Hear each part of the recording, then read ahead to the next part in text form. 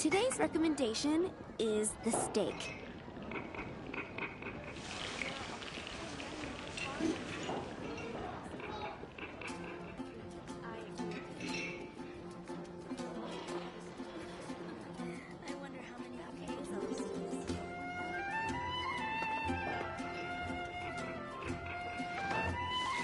It's been getting quite busy recently.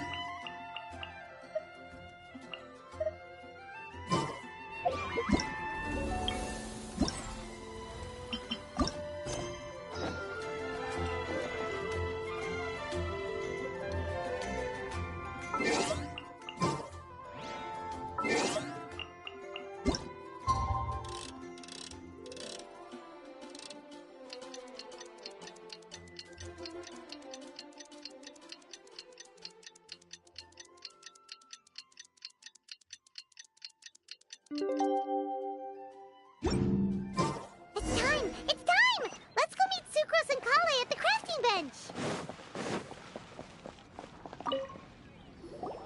Hey, we're here! Traveler, Paimon, great timing. We got a lot of letters in the mailbox, and I just finished sorting them into 4 groups. Nice work! Well, the real work hasn't even started yet. Which batch of letters should we read through first?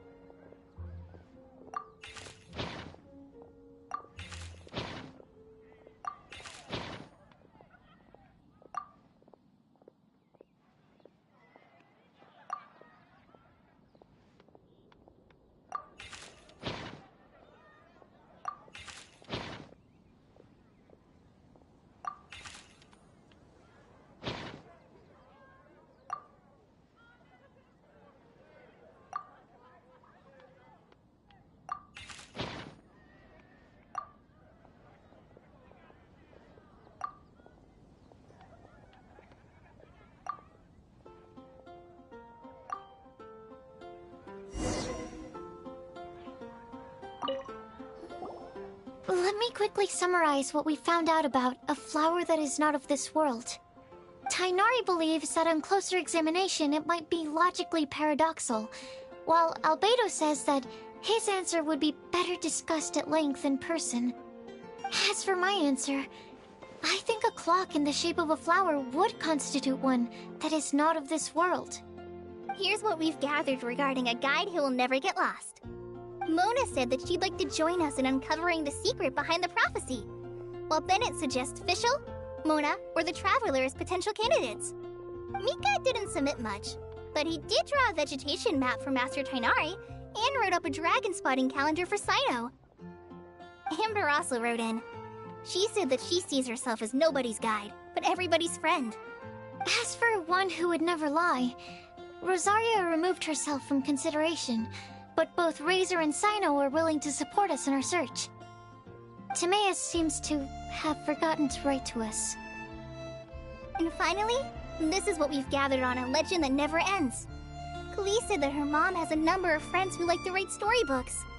Nisa believes that legends live forever in people's hearts. I think that for a legend to be never-ending, it has to be filled with hopes and dreams, and actively passed from one person to the next. So, what are the answers to the 4 riddles, then? You're really smart, Paimon. I bet you can figure it all out in no time. Or, let's all share our thoughts on what we think the answers might be.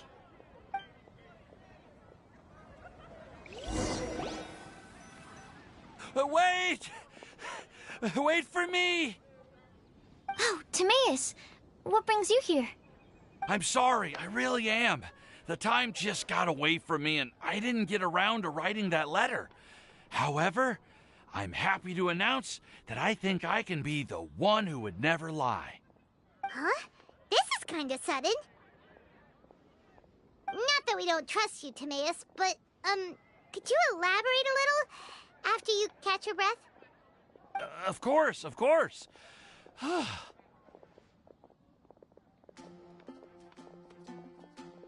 Do you still remember the time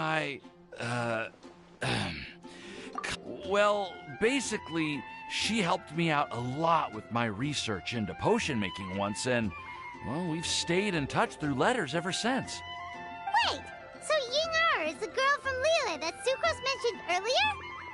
We always assumed you were hard at work every time we saw you at the crafting bench. So you've just been writing letters to Ying-Er the whole time? No, I mean, not all the time.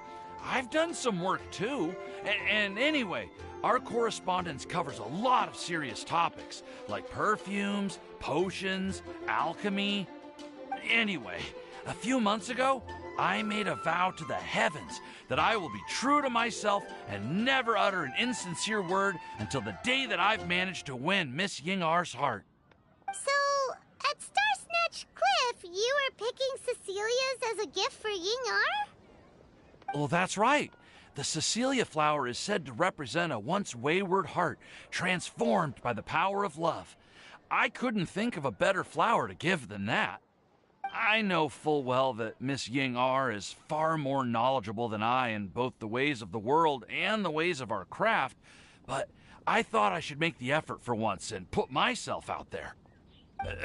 Which brings me to the subject of the last few days and the Windbloom Festival.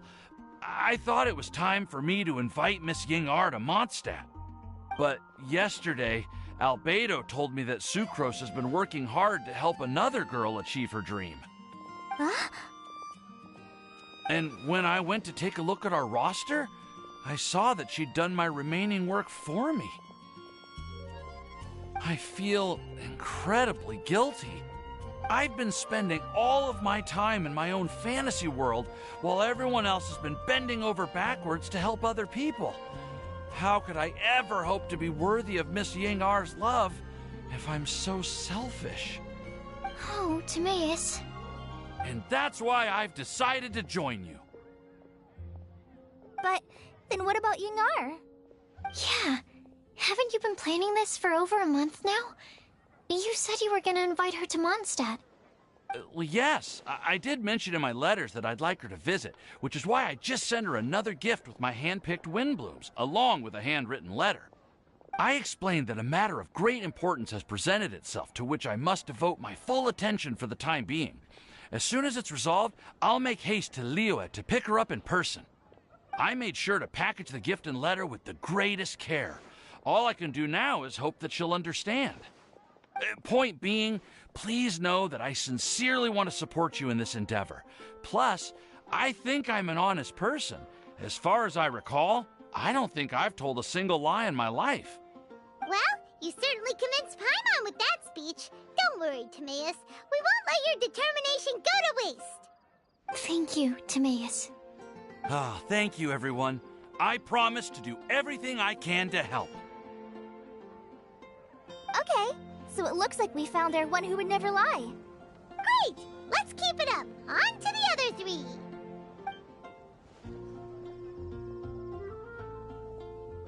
Okay, Paimon will do the honors. Ahem. We have with us here the flower, the guide, the legend, and Timaeus. Huh? Why did you only say Timaeus' name? You should say my name, too. All right. We also have Klee. That's me! With Klee here, this all somehow feels like we're getting ready for a field trip. There's nothing wrong with a more relaxed atmosphere, is there? Of course. We will soon see if my hypothesis has any merit. Actually, I'm still feeling a little nervous. Me too.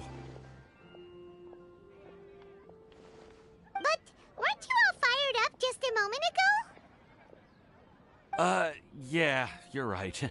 Okay, let's do this. Actually, I'm a little worried too. Deep breaths. Deep breaths. I know what you're feeling. Saying anything becomes so much harder when there are so many people watching. Well, does anyone know the exact location of where we're headed, or should I do a reading on my scry glass? According to the prophecy, once we've figured out the answer, we should test it at the Lantern of Utmost Joy. Wait, but where is this lantern? Oh, we know something about that. What?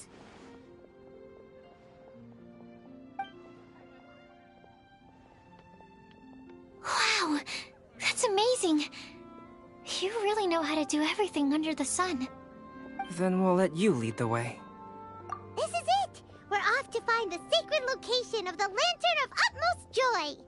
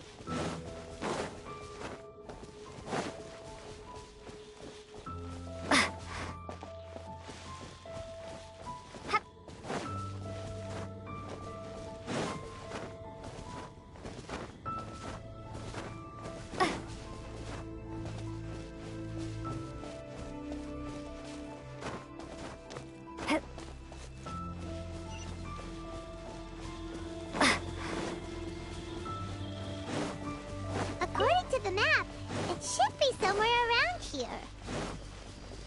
Let me take a look. Oh,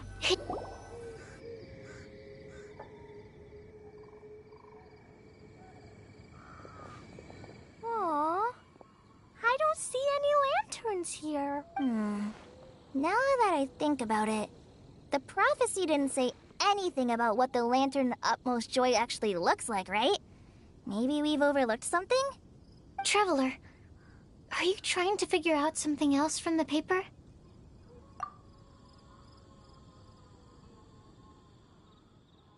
Paimon's reading too. Huh? It says to look up.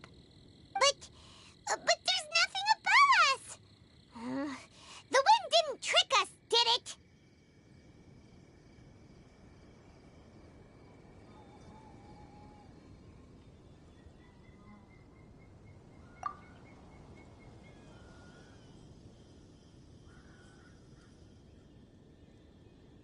Place the squirrel on the back of the pointy-eared cat, and a pious puppy will open the doors to show you the way.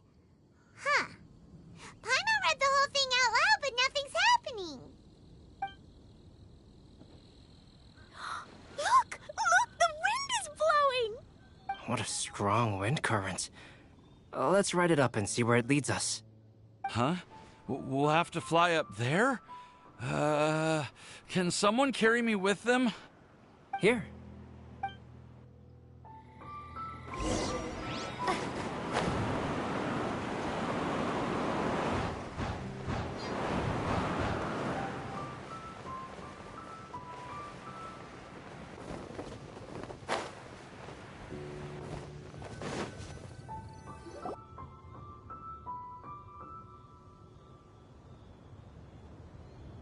How did this little island get up here in the sky? Did somebody make it? Just to be safe, I've been jotting down our entire route here. This way, no one will get lost. Oh, good thinking, Kale! Ah, who would have thought we'd find this kind of table here? Weird. It's almost as if someone was holding a tea party. I never would have guessed that such a place could exist. Right above Mondstadt, too. Wow, look at that pretty lantern on the table. There's even a chair for each side of the lantern, too. There seems to be something on the back of this chair. Let me have a closer look. Take your seat, present your answers, and you shall reach enlightenment. Well, as far as instructions go, I guess that's simple enough. So we just need to do as it says, right? Wait a second. Huh? What is it, Albedo? We'd better make sure this place is safe before taking our seats. Everyone, please stay clear for a moment. Well, all our questions and doubts aside, the scenery here is pretty amazing. It'd be impossible to feel stressed here. How is everything, Albedo? Everything seems to be fine. I didn't find any traps or suspicious mechanisms, but I also couldn't find any overt destructive devices. Huh? What do you mean? Well, it seems that wrong answers won't have any catastrophic consequences. Looks like we'll have to sit on these chairs and fulfill the prophecy. Everyone, I would like to suggest that we try some risky answers on our first attempt. Let's reserve our most confident answers for the second round. That sounds kind of smart. But why? I get what he means. If we do as he says, then we may be able to figure out how the puzzle works. I see. That makes a lot of sense. Mona, is there something wrong? You're not looking too good. Oh, are you hungry?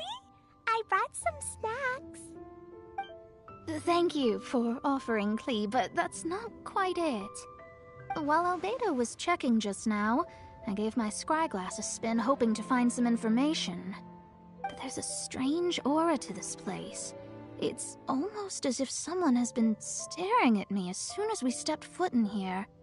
But if nothing here has actually been physically tampered with, then no. Could that person be?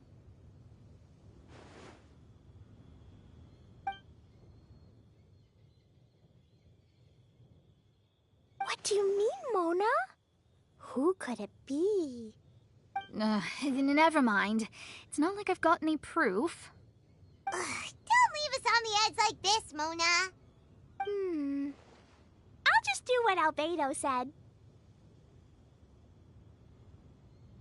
Yes, let's test the hypothesis together, Klee. Come on, join us, Mona. Oh, all right. Okay, then I'll answer the first question. If someone were to ask me to find a flower that is not of this world... You can do it, Sucrose.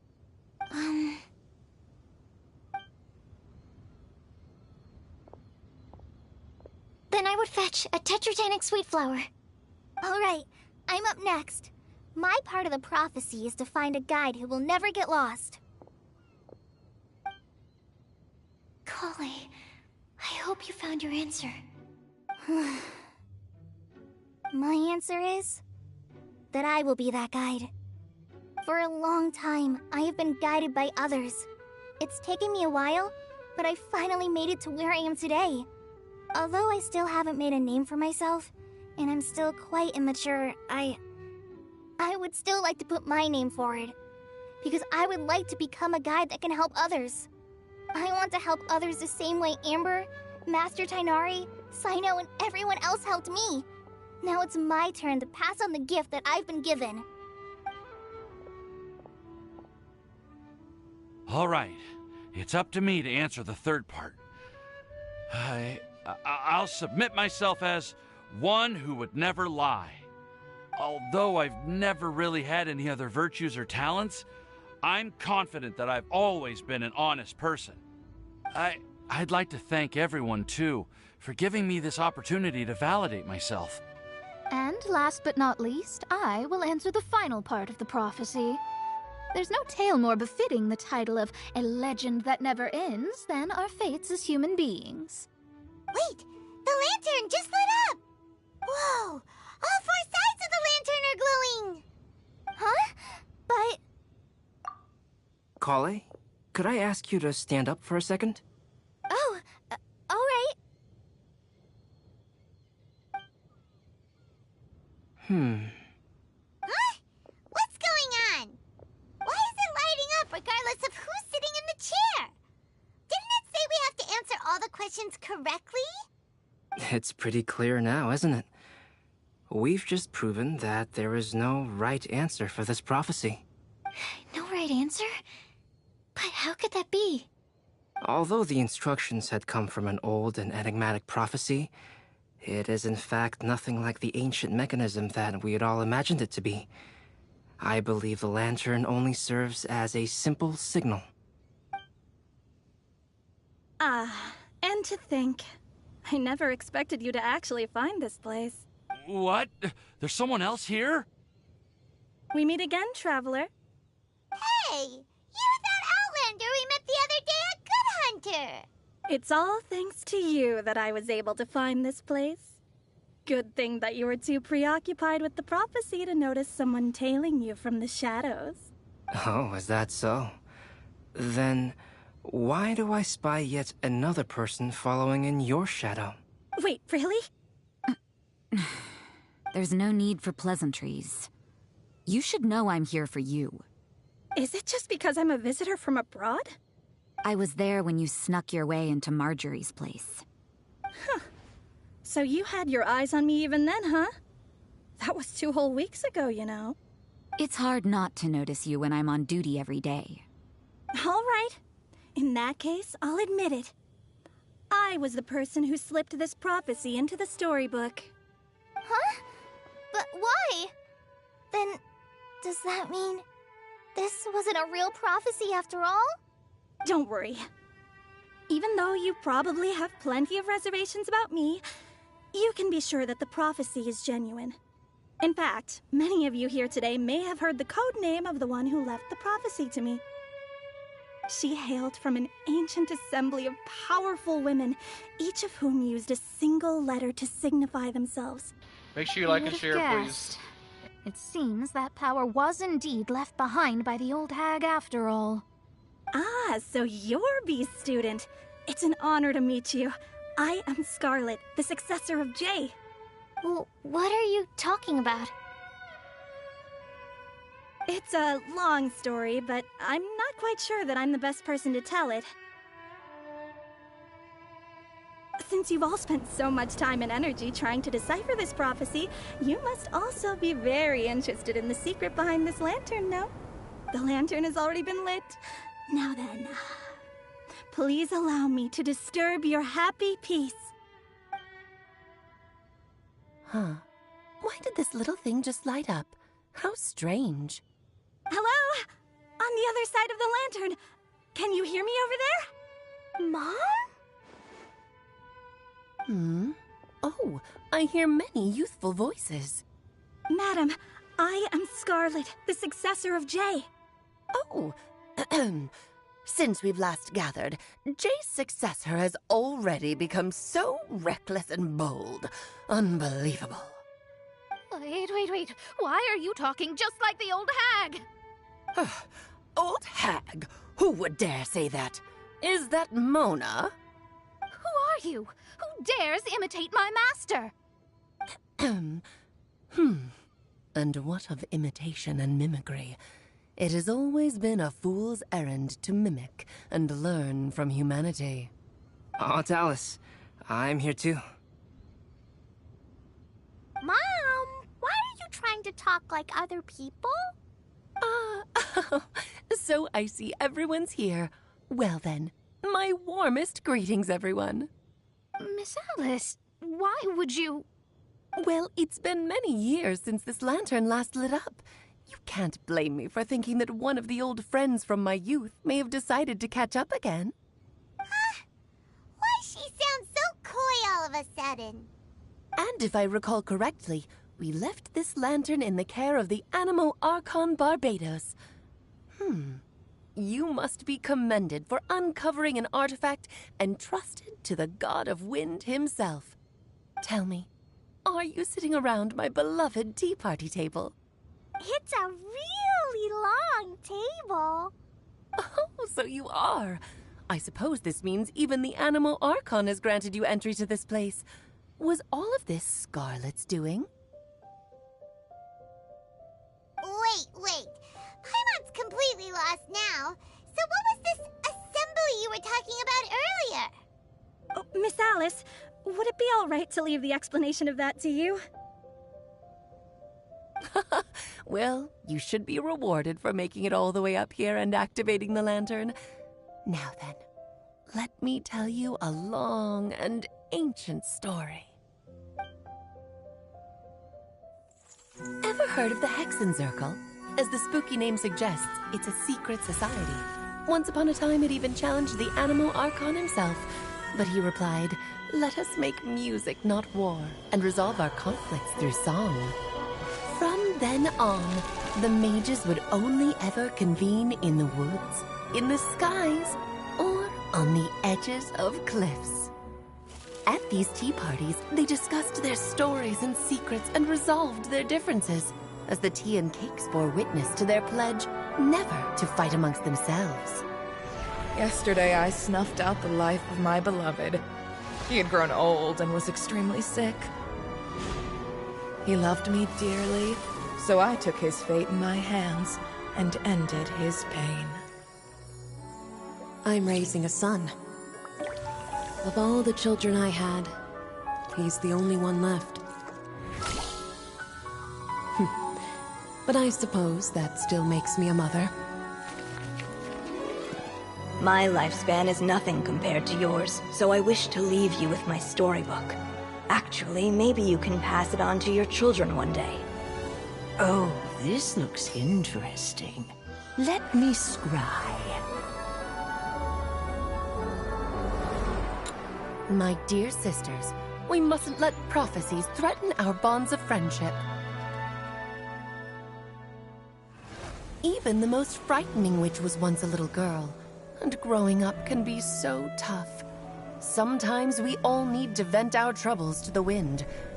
Even if the nations go to war, or the sky falls down, the mages' tea parties shall forever be held around this table.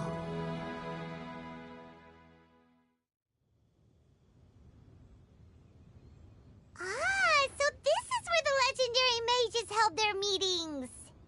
That's right. We often met here to chat and have tea. Then, what about the part saying that if we light the lantern of utmost joy, we'd receive a supreme blessing? About that. I never expected anyone other than Jay to actually read the full contents of that prophecy. It's a little embarrassing. The truth is, that prophecy was actually just a letter that we sent to Jay as a group the day before her wedding. So it was indeed written by all of you. I must thank you for resisting the urge to immediately reveal the truth to everybody, Albedo. Knowing you, you probably figured out everything the moment you laid eyes on the message. No, it took me a little longer than that. A flower that is not of this world, a guide who will never get lost, one who would never lie, and a legend that never ends. These 4 descriptions signify 4 individual mages. When a member of the organization had to leave the group to spend the rest of her days with her beloved, the other mages would write down this prophecy and send it to her to invite her for a final get-together. A flower that is not of this world signifies, of course, flowers that do not naturally exist in this world. This is the signature of our full name, Rhindaughter, also known as Gold. If there's anyone in this world who could create a flower species that does not yet exist, it would be her. The guide who will never get lost is N, otherwise known as Nicole. You may not have encountered her yet, but she is a truly extraordinary woman who has made this world's direction and order her subject of study. Some of you may be fortunate enough to have already heard her voice. Like a prophetess, she will only speak to guide people toward the truth when a change has occurred in the world. She has a tendency to suddenly speak in someone's mind without any warning. If one day you would be unfortunate enough to run into a truly dangerous situation, she may use her voice to guide the way forward for you. would have guessed that there are so many mysterious women in this world and that they would all know each other? The one who would never lie is me. I hope no one would take offense. It's just that I, Alice, or A for short, have always had a soft spot for those with sincerity and candor. As for a legend that never ends, you may not know M in person, but you've likely encountered one of her works. Have any of you ever read The Boar Princess? Huh? I'm pretty sure every child in Mondstadt has read that book. It's also one of my favorite stories.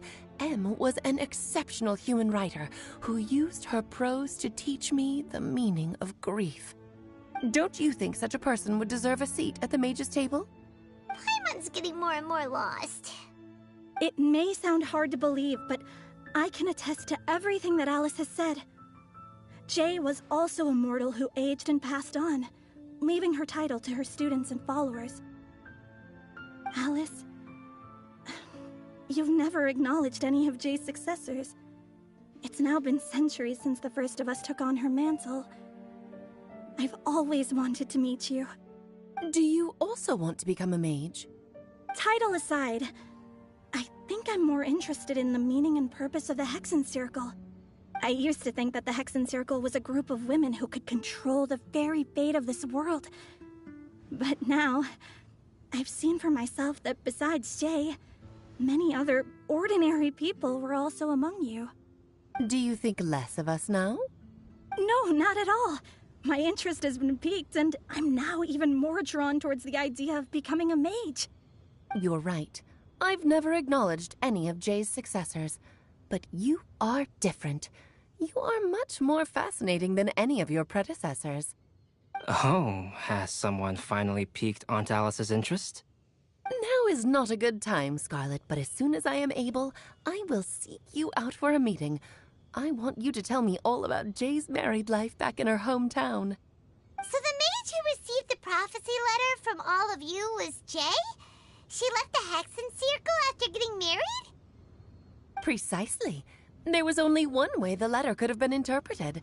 She would have known what we meant as soon as she saw the message. We were just asking one thing of her. Please come to see us again. Before you go and settle forever with your happiness, please come share some of it with your best friends and sisters. So, the Supreme Blessing actually meant...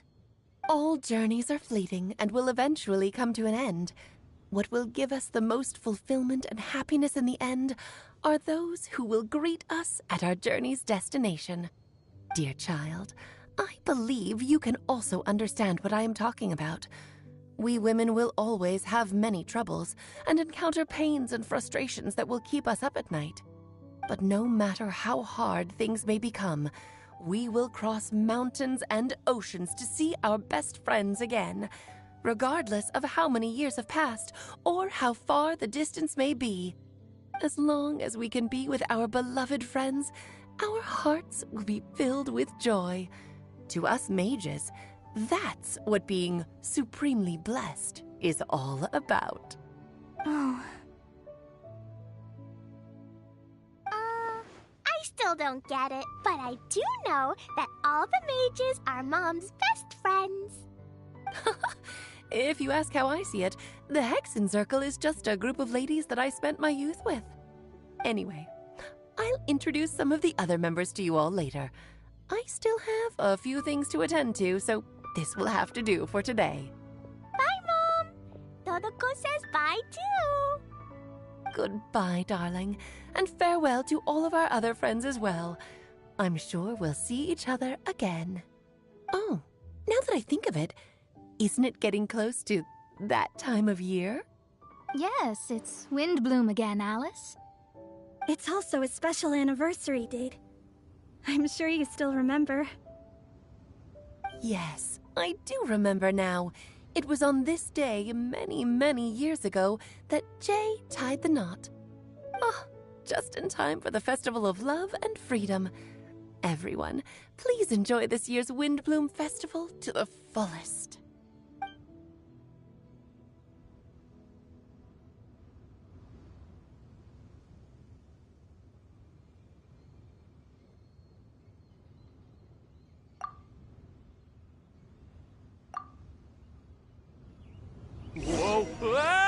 Albedo! Why didn't you tell me we'd have to glide all the way back down?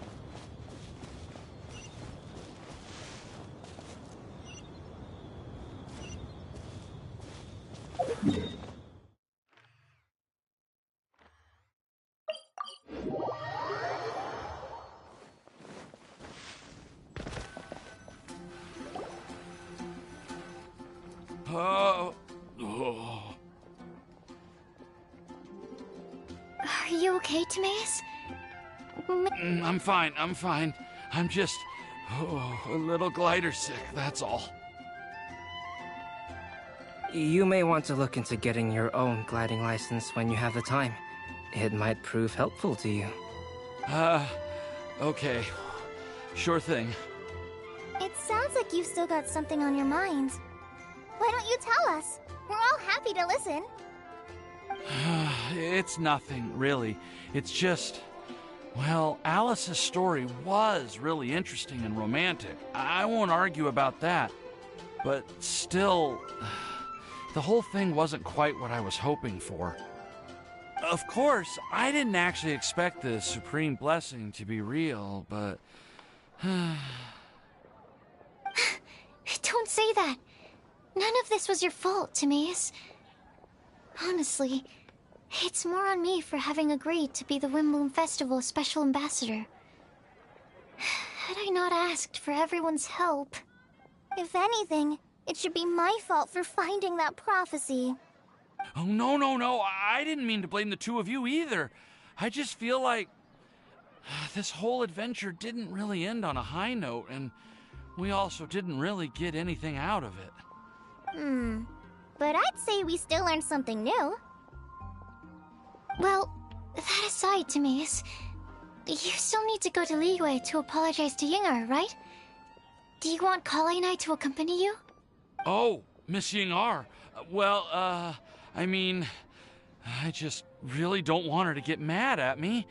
Now that I've come back to my senses, I really don't know what I should do. Hey, you three? You may want to look over there. Huh? Miss Yingar? Oh, so that's Miss Yingar? I've never met her before. Yep, that's her. And she actually came all the way to Mondstadt. I am so sorry, Miss Yingar, but how did you... I mean... Are you so happy just to see me? Of course I am. I'm so happy that, I don't, Sorry, I don't know what to say. I was ready to give you a harsh scolding, but now that I've seen you like this, I suppose I could let you off the hook this time. You said you couldn't come to pick me up because of a very important matter, right? Well then, of course I had to come and find you instead. Should we go see how they're doing? Well, I wouldn't. You'll get hit by a forest boar if you interrupt a couple's romantic conversation.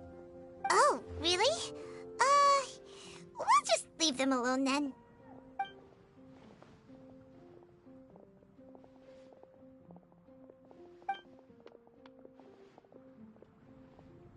I am so glad to see Timaeus find his happiness. I have to say, I'm even more envious of you, Sucrose. You can be happy just to see others happy, and you gave me so much help without any expectations in return. Even though you said that we're very much alike, I still feel like you have a much bigger heart than I do. But if you say that, then I'd say I'm also nowhere near as brave or tenacious as you. I guess we have the same amount of positive qualities. They're just spread over different parts of our personalities. I've never visited Sumeru, or made many friends from outside of Mondstadt. I'm happy just to have met and become your friend. Maybe I'll get shy and flustered when I meet other people I don't know in the future. But that's okay too. Since we are so alike, you probably get what I'm trying to say. You just need to believe that all of your issues aren't really issues at all. But isn't it too late now for me to learn to accept myself? Well... Do you know anything about the blooming cycles of Cecilius? I may have read about that in a book before. That's a topic that my parents used to talk about back when they were still dating. Surprising, right? To think that people would talk about that while on a date. My mom brought it up at dinner one time last month. She called my dad the most boring man she knew, and said that he even turned up late to a date once, all with a smile on her face. But she also said that learning is just another part of life. It's never too late to start something, as long as you recognize that it's something good for you to do. Why don't you give it a try, Kale? Okay, I'll try my best. They're really having a great conversation. Paimon can't even find a moment to join in. I nearly forgot. This is for you. This texture... Are these seeds?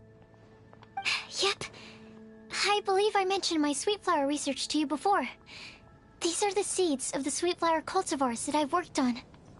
It's nothing too special, but they're the best cultivars that I've made. So, I really hope that you'll like them.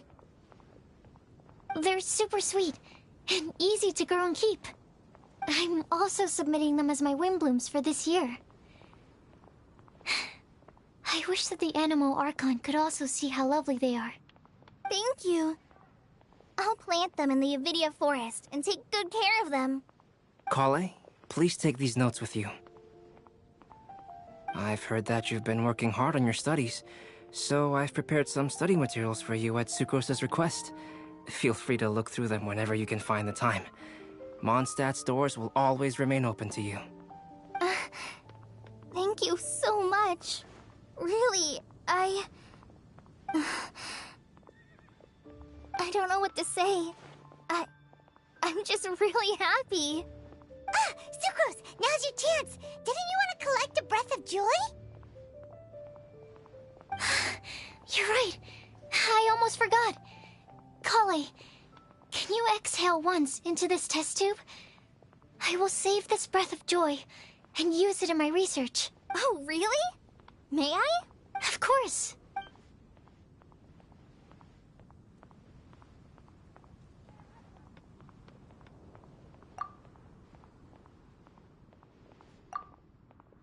Huh? What was that?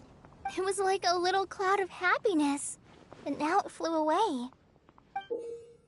Well, luckily, there's still some breath left in the test tube.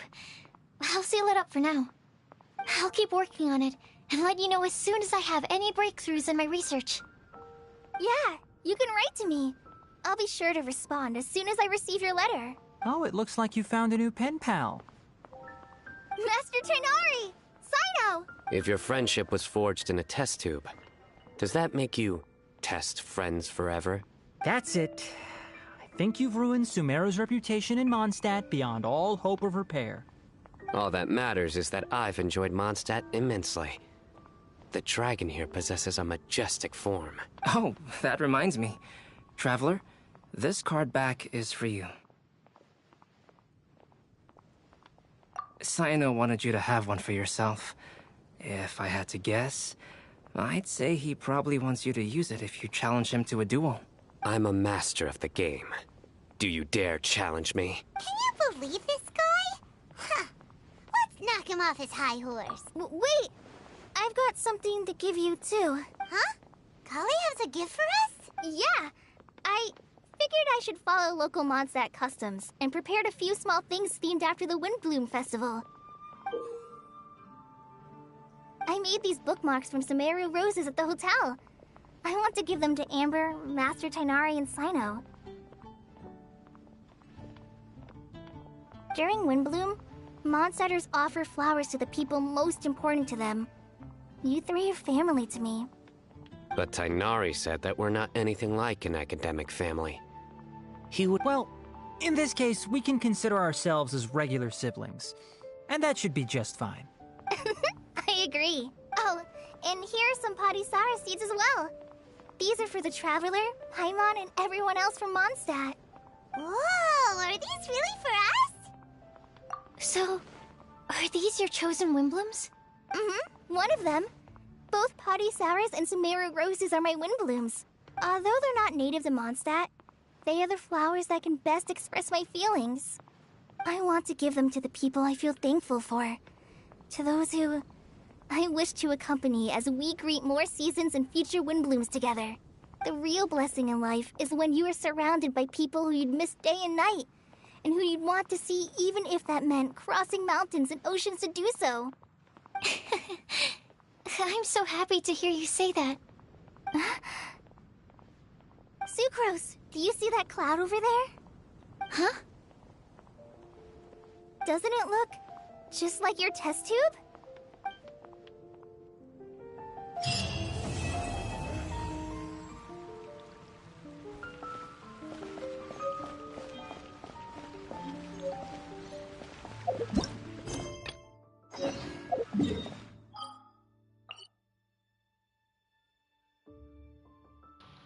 So no one's in here.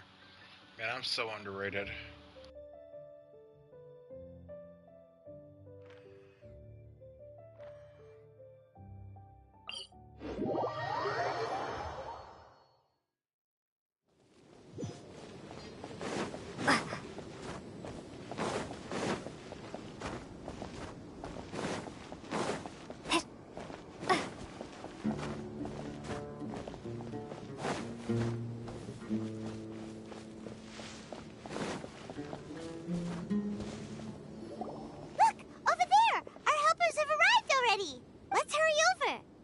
Wait a moment. Oh, it's you. You're my assistant, remember? Being my assistant, you must stay with me. Now let's head over there. It's General Mahamatra and his assistants. We meet again. You're here early. It's to show how important we think the operation is. Since this is a big case for the Academia, we are prepared to give it our best. I'm glad to hear your sense of resolve. Remember, we must capture them alive. They are our only leads for the case. If they die, we will be unable to continue the investigation. Understood. Everyone! The Eremites are approaching from the west! Make preparations and be ready for combat.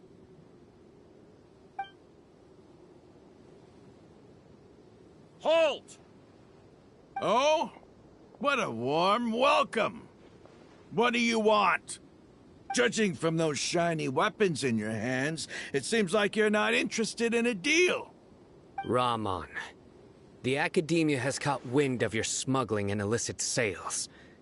If you value your life, I advise you to surrender. Who are you supposed to be? A Matra from the Academia? I can't believe you came all this way just to catch us. I'm not here to talk. Oh. Nobody's given me this much time of day since I became a mercenary. Brothers! For that slight, let's wash our blades with their blood. Let's show them we Eremites are not to be messed with. Toss over! Shine down! Inazuma shines eternal!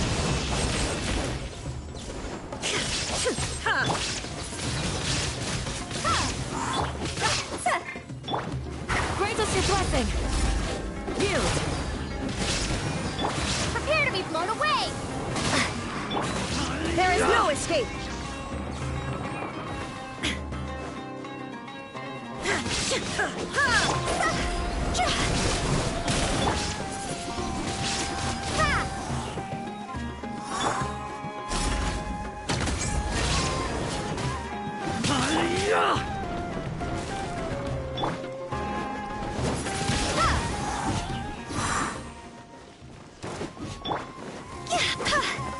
Illusion shattered!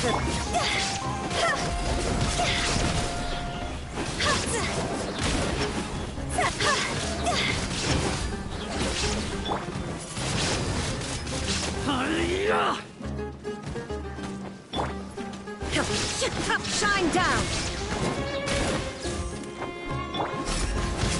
Pin them down!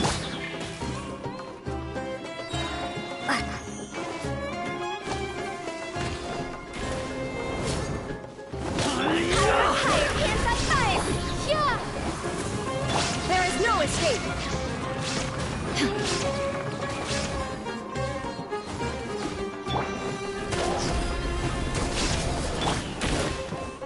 Torn to oblivion! Ha!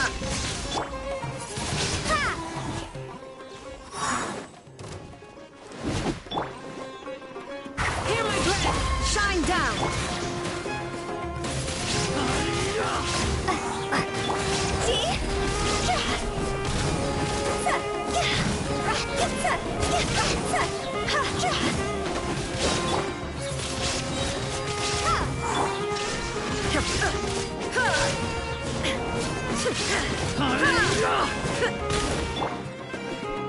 Gone!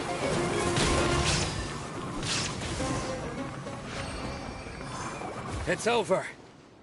Ah! We have subdued them. The operation is now over.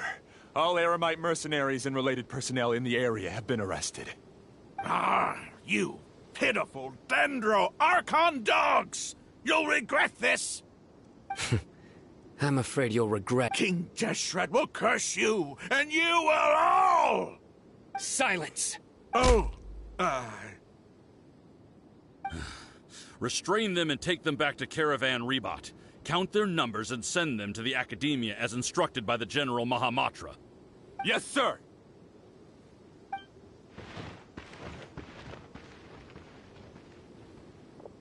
Mahamatra Sino, I will now take my leave. If you need further assistance, please come to Caravan Rebot and ask for me. Understood. You are dismissed.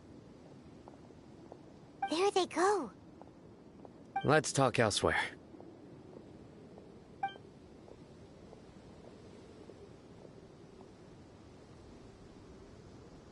This part of the plan went really well. Yes. Things went perfectly. That's fantastic! And that punch you gave Ramon there sure looked convincing enough. Once we're done here, I'll return to Caravan Rebot and oversee the group's transport. I promise. I'll get everyone into Sumeru City safely.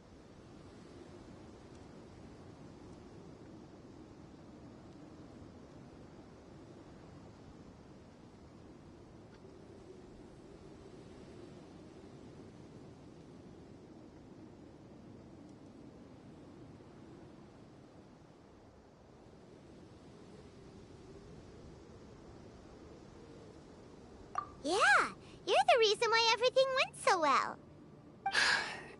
It's not the time to celebrate yet. I believe Dia should already be waiting for you. Go join up with her. She will need you to introduce her to Tainari.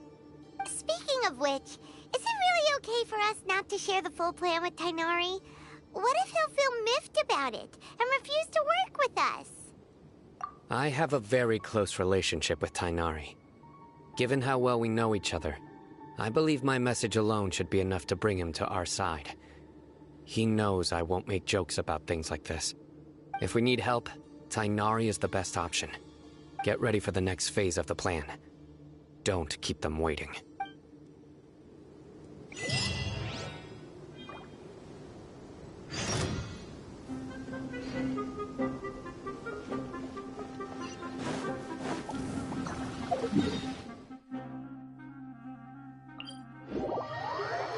This is gonna be a long stream.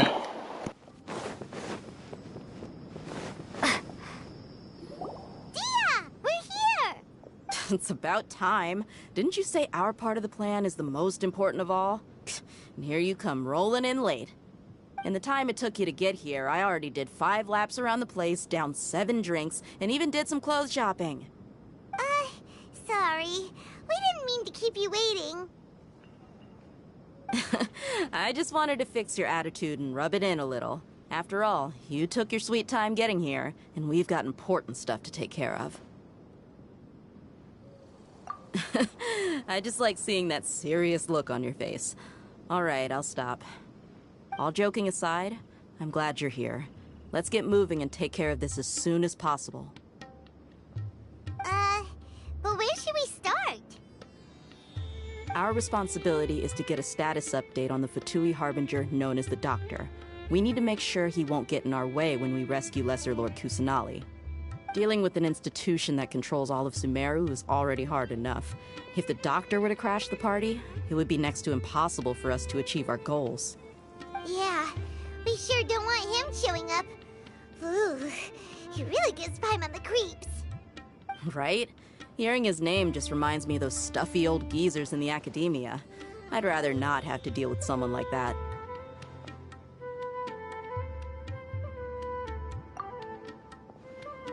According to the plan, we should first go to Pardis Di and ask for Forest Watcher Tainari. If all Hatham and Sino's sources are solid, then we can be sure that Tainari still has the Academia's trust. So, we'll find Tainari and convince him to get us the latest intel on the Doctor. Then, depending on what we learn, we'll make any necessary adjustments to our plan. The sages have placed spies everywhere on the other side of the wall. I'll follow you as a bodyguard.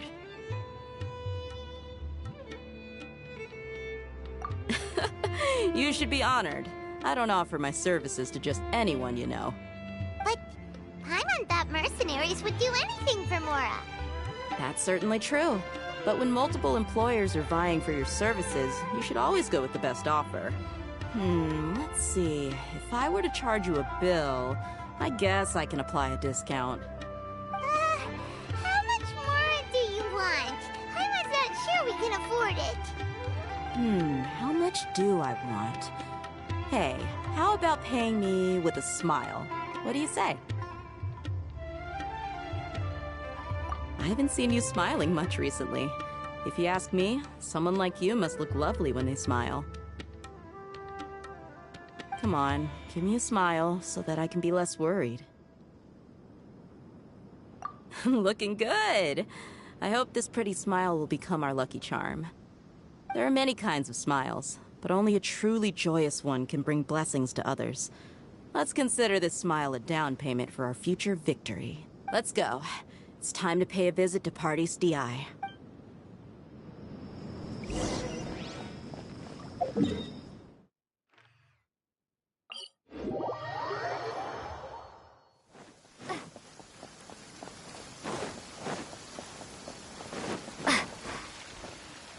He's over there! Let's go say hi!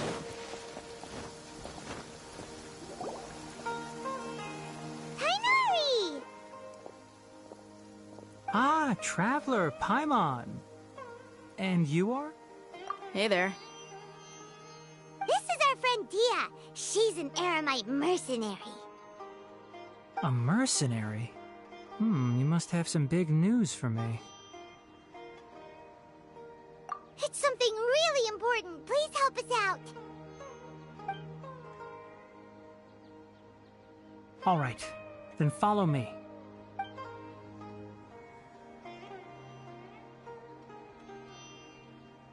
This place is better. We won't be disturbed by any passerby. Okay, what is this important thing you want to ask me?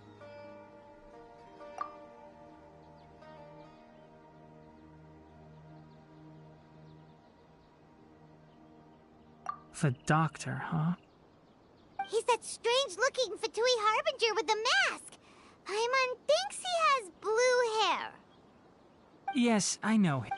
Actually, he left Pardis Di just a little while ago. He left already? Yeah, he came looking for me. Can I ask what it was about? Sorry to ask you like this after having just met, but your answer is very important to us. For now, all we can share with you is that your friend Sino is working with us. Sino, you say?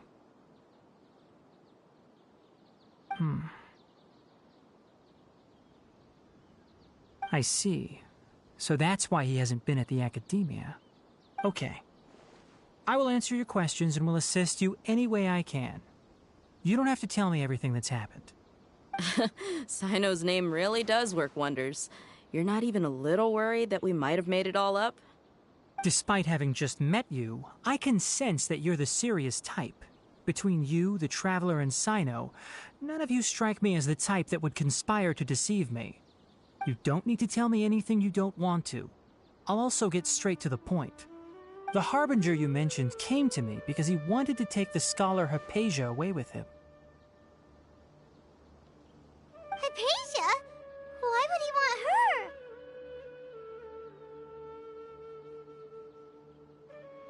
And what do you mean by take away? Is he planning to leave Sumeru? Yes. He told me his return to Snezhnaya is imminent.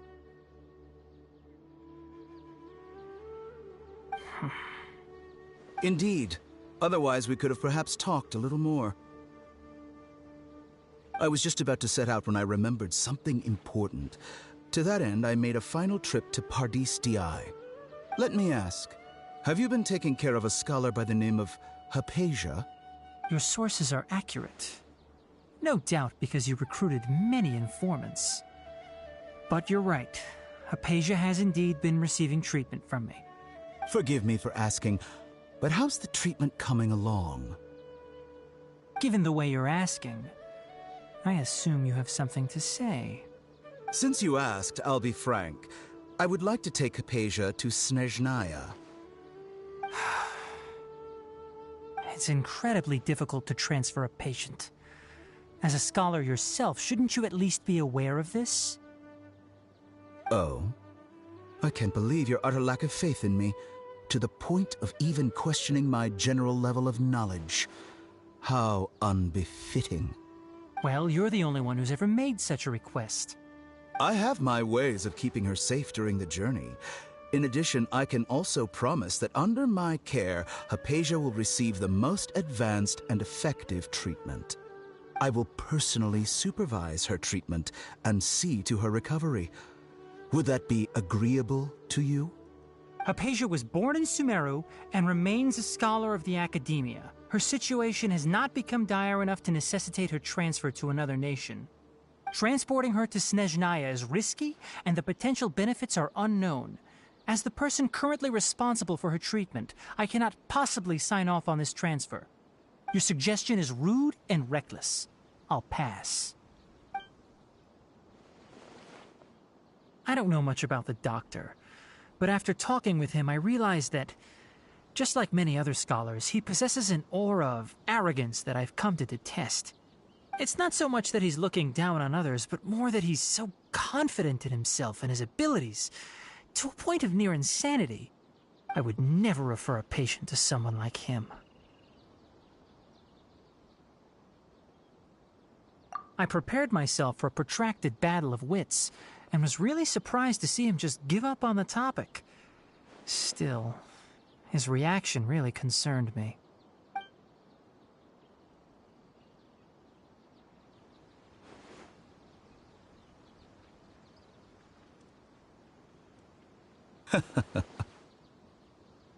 I see, I see. Of course, your opinion makes perfect sense. You're still young, but already quite stubborn. I must say, you are not like what I had expected. Under normal circumstances, I wouldn't just let you off the hook like this. But unfortunately, I'm in a hurry today, what with Her Most Noble Majesty the Tsaritsa calling for our return. Luckily, there is still some time left for me to take care of everything before I leave. It's just as the Academia said, you're a responsible and gifted scholar. Sadly, even with all of that, you're still lacking a bit of shrewdness. And that's also why people like you can never realize that sooner or later, everyone must pay the price for what they've learned.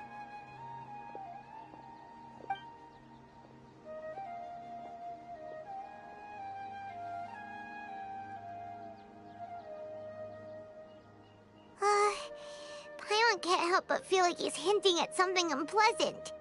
He asked a question, yet didn't care for my answer. Perhaps I'm nothing but a talking rock in his eyes. He never came off as malicious, but an utter lack of compassion permeated throughout our conversation.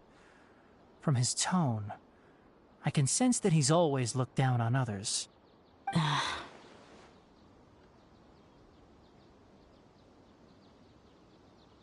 can barely believe it myself. But if that's true, the situation will be in our favor. I don't think I missed any details. Frankly speaking, I don't want you to do anything too risky.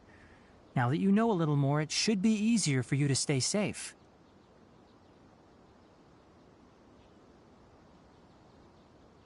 Sorry we can't tell you everything. We appreciate that you helped us anyway. I won't forget your kindness. It's okay. I have an obligation to do so. To be perfectly honest, all of this may have started because of me.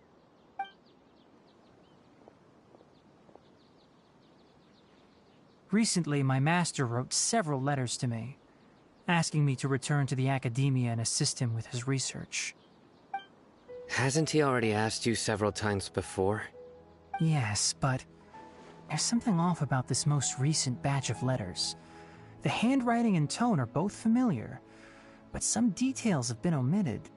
My master will occasionally leave a few dots on the back of the letter. 1 dot means that he wrote the letter on a sunny day, and 3 dots stand for a rainy day. This has been a habit of his for many years, but I didn't find any dots in his recent letters. I believe something may have happened to him. I get it. Since you are always at Gandharvaville, you would like me, someone already working at the academia, to investigate this matter, right? I'd like to ask you to do that for me. If you can keep yourself safe, please withdraw immediately at the first hint of danger. I can do that, but I have a feeling it won't be that simple. The academia has been working on a big project. I'm not quite sure what it is, but your master might be involved with it. If the higher-ups really are hiding something, then it will be difficult to remove myself from the situation once the investigation starts. If the situation becomes critical, I'll leave the academia. If you don't see me there for an extended period, that's your cue. All right, we've got a plan. I'll stay at Gandharvaville to support you. If that scenario comes to pass, you must be extra vigilant. And be wary of any messages or direct requests from the academia. I must say, I didn't expect a warning like this from the General Mahamatra. Being loyal to the academia doesn't mean blindly doing whatever the sages say. I know what I'm doing. On that note, aren't you also being quite distrustful of your alma mater? The academia, yes, but my master is a man of integrity. Even when I was a student, I was worried he'd get in trouble for sticking to his beliefs. I suppose he's lucky to have lasted so long.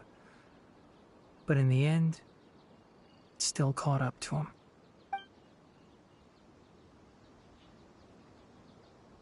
I see. So you noticed something was up with the academia from the very beginning. This may well be how Sino became involved in all this. In that case, I must keep my promise and help you however I can.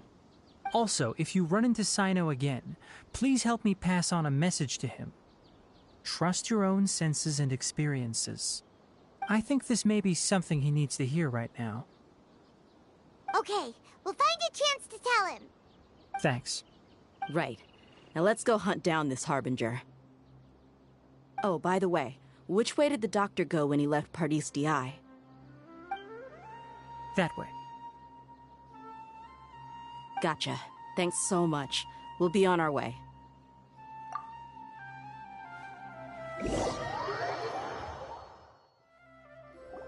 According to Tainari, the doctor is leaving Sumeru soon. I want to check if the doctor was actually telling the truth. He also said that he'll take care of everything before he leaves. What did he mean by that? We need to be extra careful when dealing with a person like him. Just to be safe, let's chase him and see what we find. But we have no idea where he went! How can we start chasing him? We'll do it the mercenary way. I'll find leads as we go. All you have to do is just follow me. That Harbinger may have tried to cover his trail, but he still left some traces. Or perhaps he never even thought about concealing his whereabouts. Maybe that's just how arrogant he really is. Yep, we're headed in the right direction. The traces are still fresh, but there's no sign of his entourage. Clearly they're in a hurry. It's just as I thought.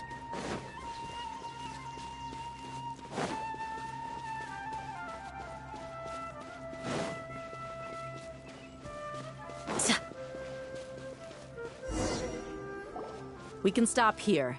I think I know where the doctor went. To the south of here is Port Ormos, which seems to be where they're headed. Port Ormos? They're going to leave by boat? That's right. Let's go to the port and have a look for ourselves.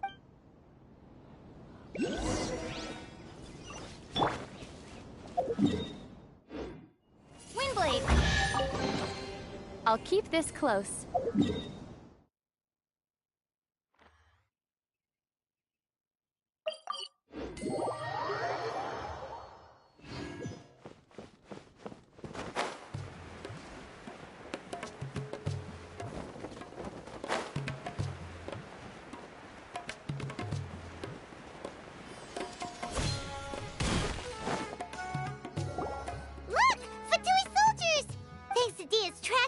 Seems we found the right place. Shh! Don't draw their attention. The port is crawling with Fatui soldiers. Let's keep going and see what we can find.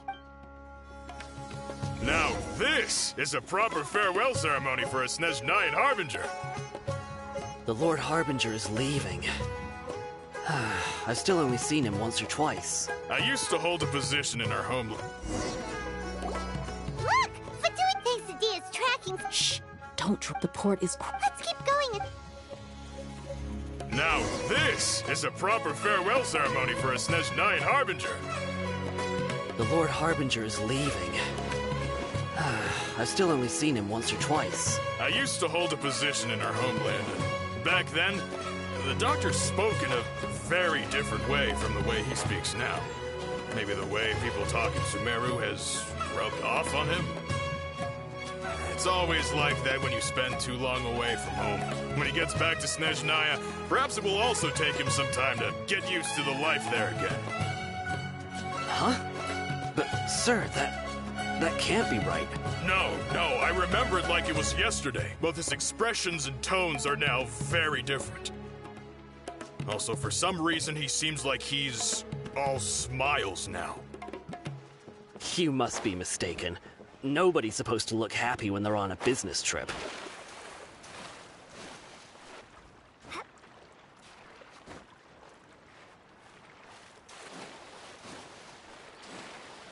Look! Fatui thinks the D is tracking... Shh! Don't. The port is... Let's keep going. Now this is a proper farewell ceremony for a Snezhnayan Harbinger. The Lord Harbinger is leaving. I've still only seen him once or twice. I used to hold a position in our homeland, and back then, the doctor spoke in a very different way from the way he speaks now.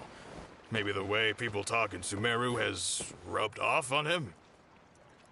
It's always like that when you spend too long away from home. When he gets back to Snezhnaya, perhaps it will also take him some time to get used to the life there again. Huh?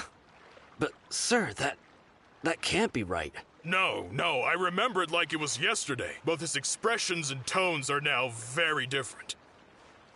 Also, for some reason, he seems like he's all smiles now. You must be mistaken. Nobody's supposed to look happy when they're on a business trip. God, I did not want to do that.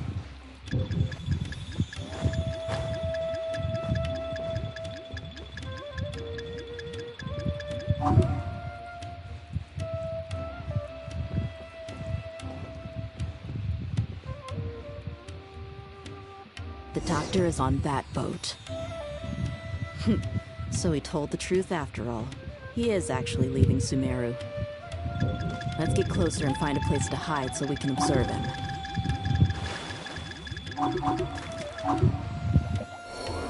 Yeah, really?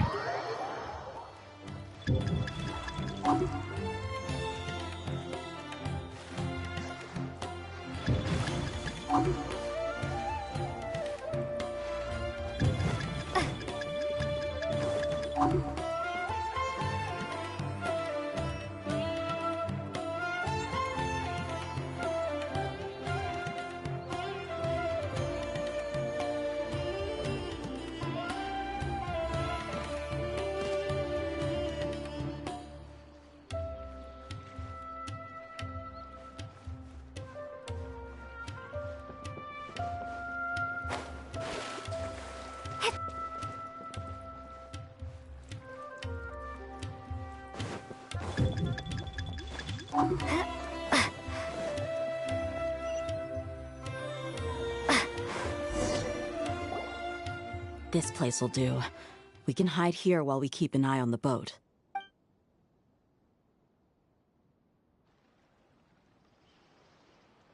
Uh-oh. He saw us. Huh? Is he waving at us? It's time to say goodbye. Wait, is he the only person on the boat? You mean there's nobody with him? And where are all the soldiers we saw in the port just now? They were all here just a few minutes ago, but now they've vanished. So this was a trap. Wait, don't tell me that. Luckily, there is still some time left for me to take care of everything before I leave. Oh no. They might be after Hypatia. Let's get back to Party's DI. Huh? What do you mean? I'm afraid that she's seen something that she wasn't supposed to see. If I were the Fatui, I would also try to take her away. Oh no! Are you saying they're going to kill her? Let's go!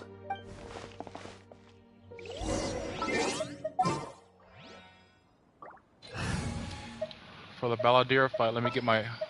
Ready when you are. Just sharpen...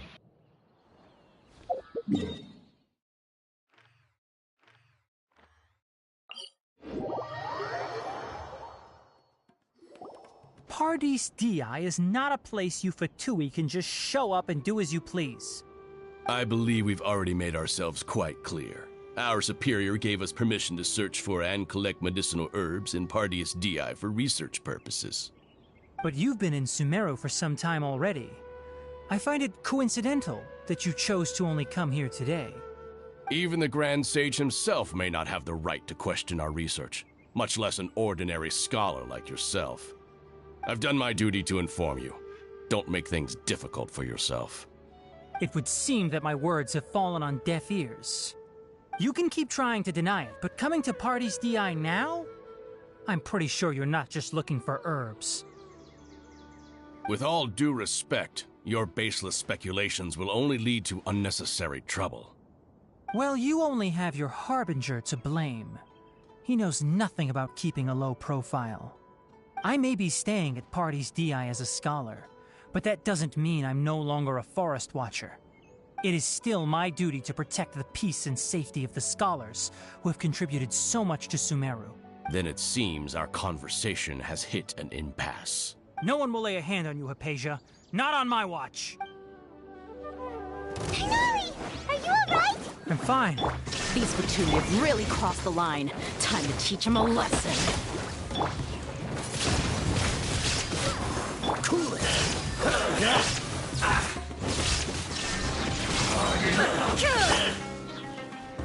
Intensifying heat. Inazuma shines eternal. This was well done. There's no use resisting. Give us Hypatia. Keep dreaming. Yeah, Tighnari, beat him up! Illusion shattered.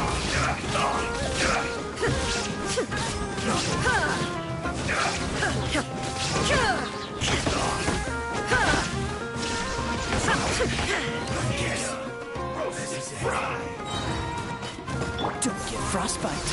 You need to hurry up. Shine down. Now you shall perish. This was well done.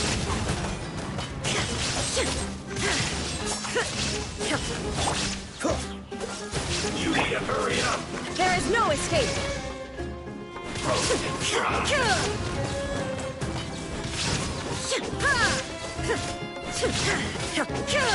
Shine down! Freedom! This was well done! Windblade!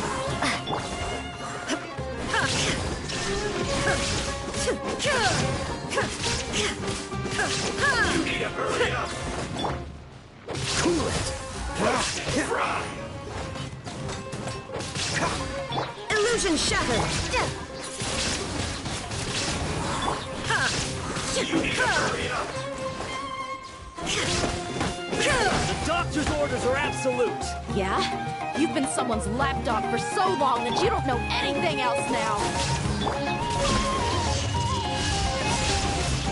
There is no escape! This will be frozen in time! Cool it! Prepare to be blown away! Nice and done! Nice and spicy!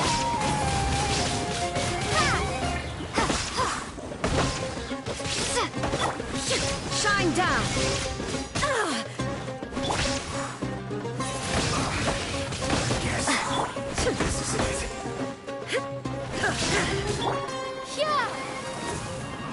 There is no escape! We're not getting anywhere. Traveler, Paimon, please go to Hypatia. We need to make sure they don't try to sneak around and attack from behind. Got it! Hypatia's still here.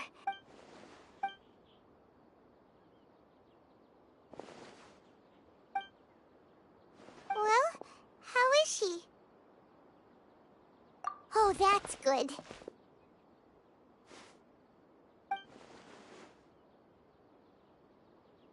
So, you think this is over?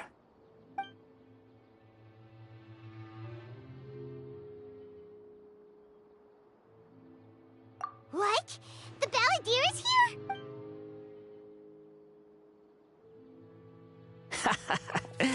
I've missed that look of abject horror.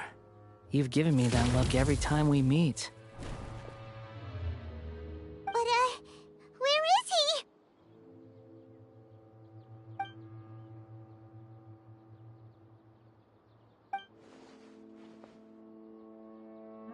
I can hear all of your thoughts, you know. Don't you remember? I already saw you the first time you came to Parties DI and made contact with Hypatia. I didn't need to do anything. It is her honor to be able to connect her consciousness with me. Who are you talking to? It can't be the Balladeer, right? I know you must be curious. I might as well tell you that I decided to enter Hypatia's consciousness the moment I sensed your touch. I wanted to observe you on a fool's errand. Hey, Traveler! What are you doing? My deification is nearly complete. All that's left now are just some final details. Do you understand? Even if you manage to rescue Lesser Lord Kusanali, it will be impossible for you to defeat a bona fide god like me. Is it wise to force that childlike god into a divine battle against me?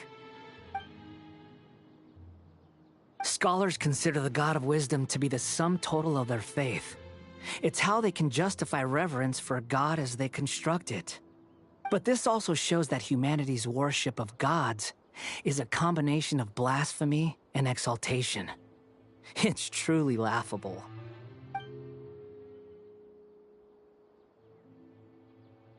Yes.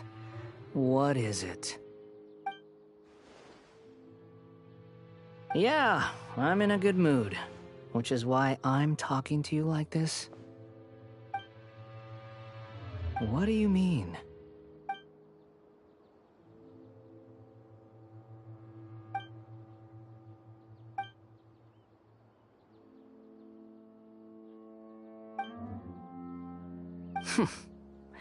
Those words almost make you sound like a friend who actually cares.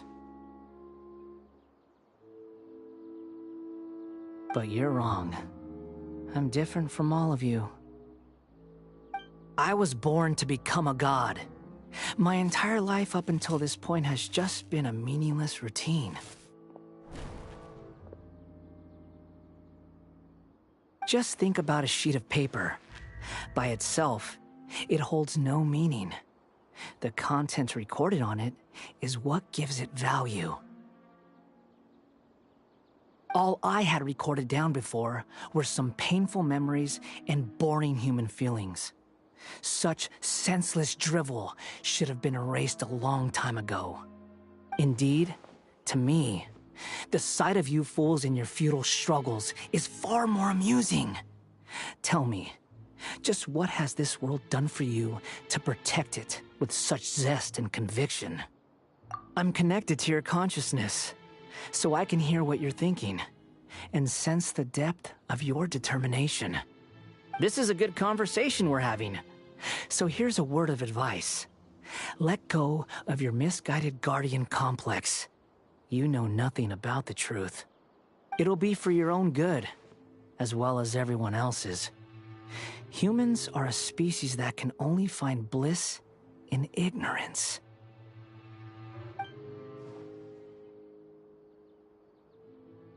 Ah, you've seen my affection for her. If you were in my position, I think you'd feel the same way. She peered into my consciousness and saw my past. Someone like that is qualified to become my first follower. All gods need followers. So Hypatia has been chosen. Her appearance heralds my imminent arrival at the throne of divinity, while her worship shall become my glory. You're doubting me again? No matter. Soon, you'll know what kind of authority you're challenging.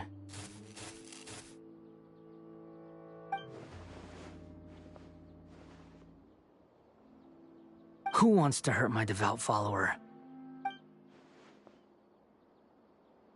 The doctor wants to hurt my first...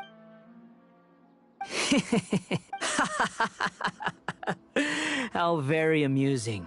Has anyone ever told you that you're not good at sowing discord? The doctor has never known his place. Even now, the puny human thinks himself capable of interfering in the business of the new god. You're still too naive if you think a few words will be enough to convince me to destroy the doctor. But I'm willing to give you a gift, just like my expression of affection towards Hypatia. It is an honor for you to be able to stand here and speak with me. As my listener, you will be rewarded.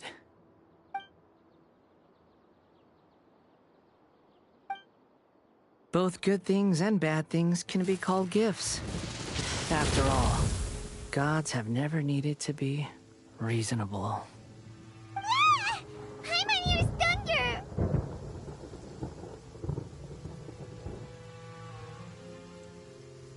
That person Paimon couldn't see was the Palantir? Oh, he sure chatted with you for a while. Where is the storm headed?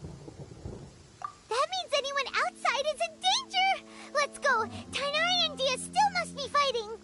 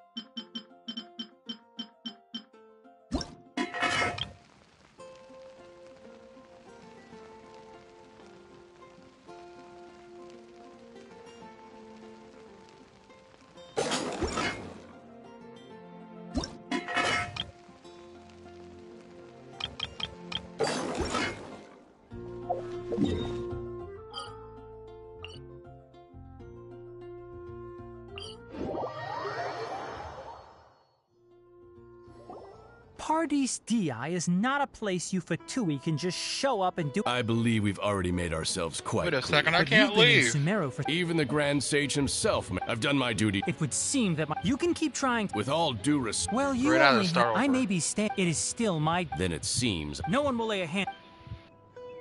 Tighnari, are you alright? I'm fine. These Fatui have really crossed the line. Time to teach them a lesson.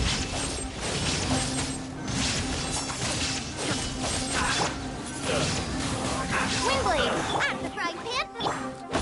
Freeze!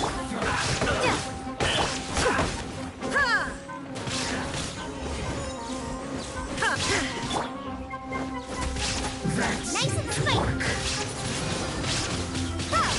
Illusion shattered. There's no use resisting! Give us Hypatia! Keep dreaming. Yeah, Tighnari, beat him up. Loba,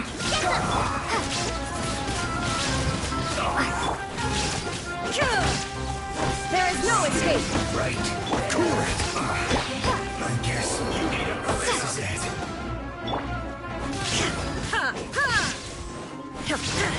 Dodge. This was well done. Shine down. You need to hurry up. Windblade, prepare to be blown away.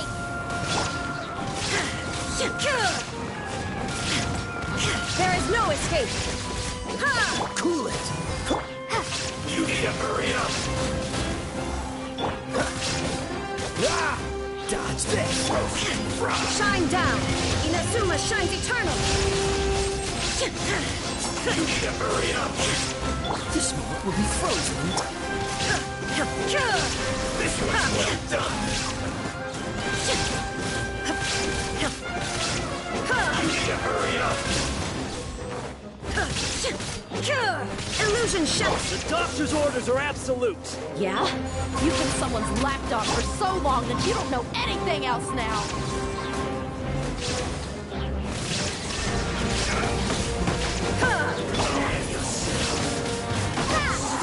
Right.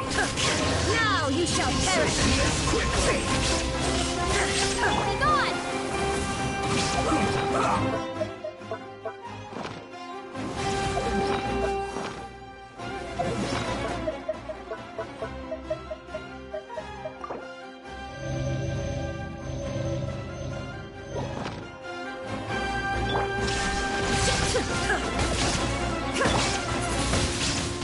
Windblade, Freeze.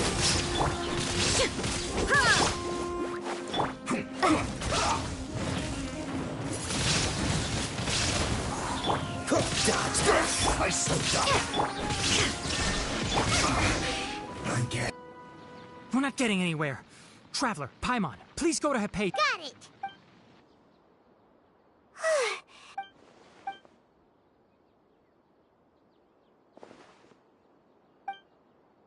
Well, how is she? Oh, that's good.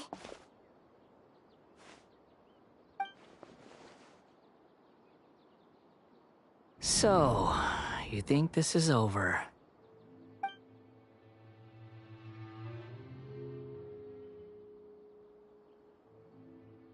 What?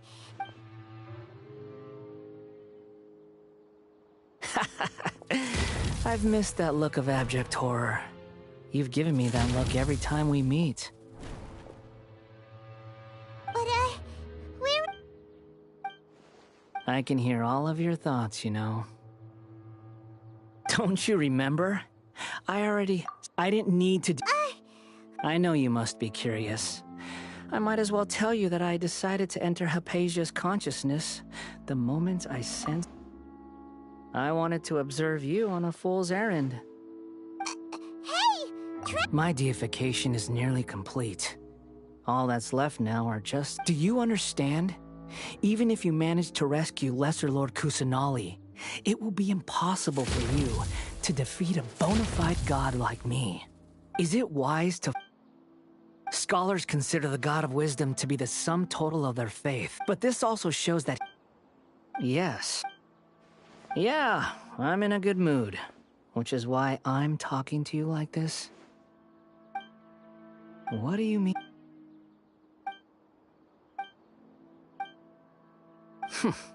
But you're wrong.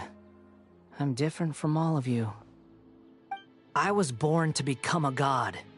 My entire life up until this point has just been a meaningless routine. Just think about a sheet of paper. By itself, it holds no meaning. All I had indeed, to me, the sight of you fools in your futile struggles is far more amusing. Tell me, I'm connected to your... This is a good conversation we're having. So here's a word of advice. Let go of your misguided guardian complex. You know nothing about... It'll be for your own good, as well as every... She peered into my All gods need followers.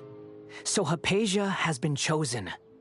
Her appearance heralds my imminent arrival at the throne of divinity, while her worship shall become my... You're doubting me again. Who wants to hurt my... The doctor How very amusing. Has anyone ever told... The doctor has never known his place. You're still too naive if you think a few words will be enough to convince me. It is an honor for you to be able to stand here and speak with me. As my listener, you will be rewarded. Both good things and bad things can be called gifts. After all, gods... Paimon, you're stuck! That person Paimon couldn't see... where is this? That means anyone outside is in danger!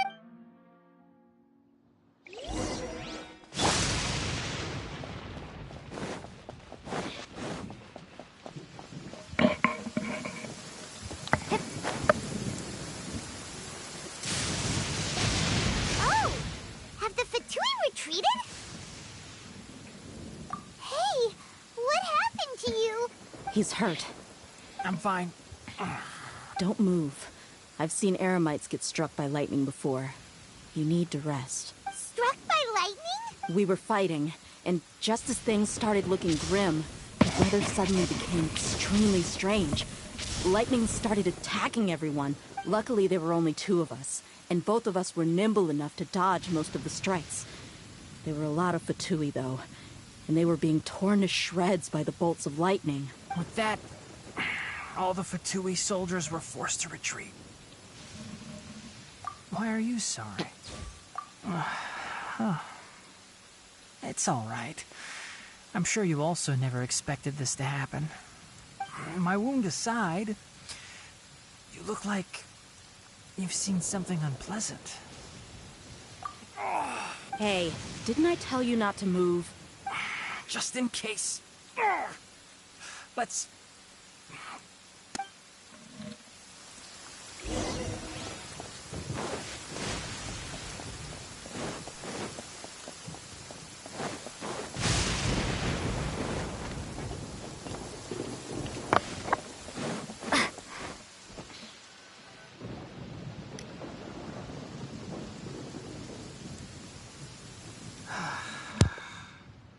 Thank goodness she's fine. Hey, how about taking care of yourself first? I understand my condition. The wound is not fatal. I'll be all right. Ugh. The more you understand medicine, the worse of a patient you become. I know. They always think they can push through the pain. Oh, he sat down. Let me rest for a bit. Sorry, traveler. Now you may start.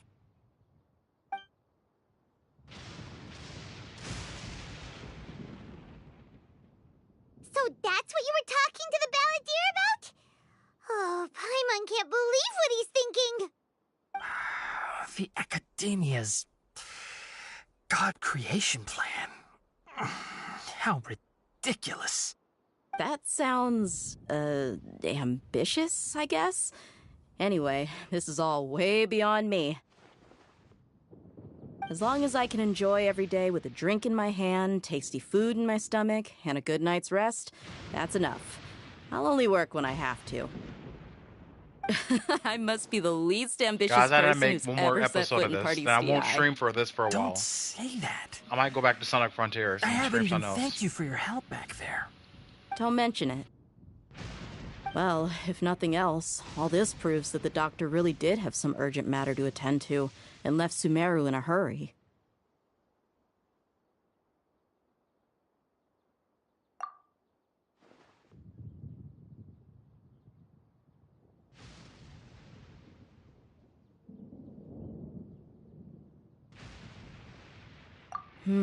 Maybe the Fatui want to cover up some secret of the Balladeer. Is that why they tried to seize Hypatia? You said the Balladeer claimed that Hypatia has seen his past. So, what could be there?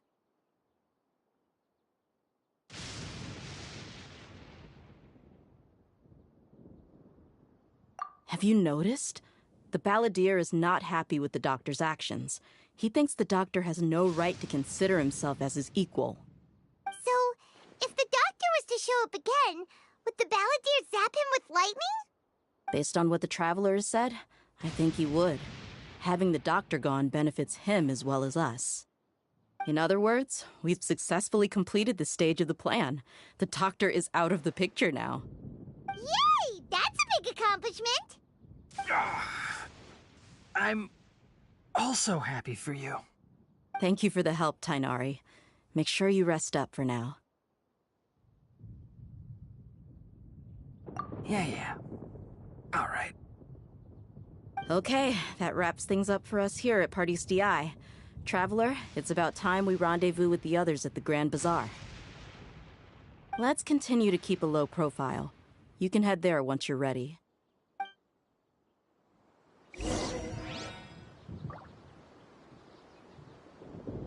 You can just focus on your plan. My wound isn't...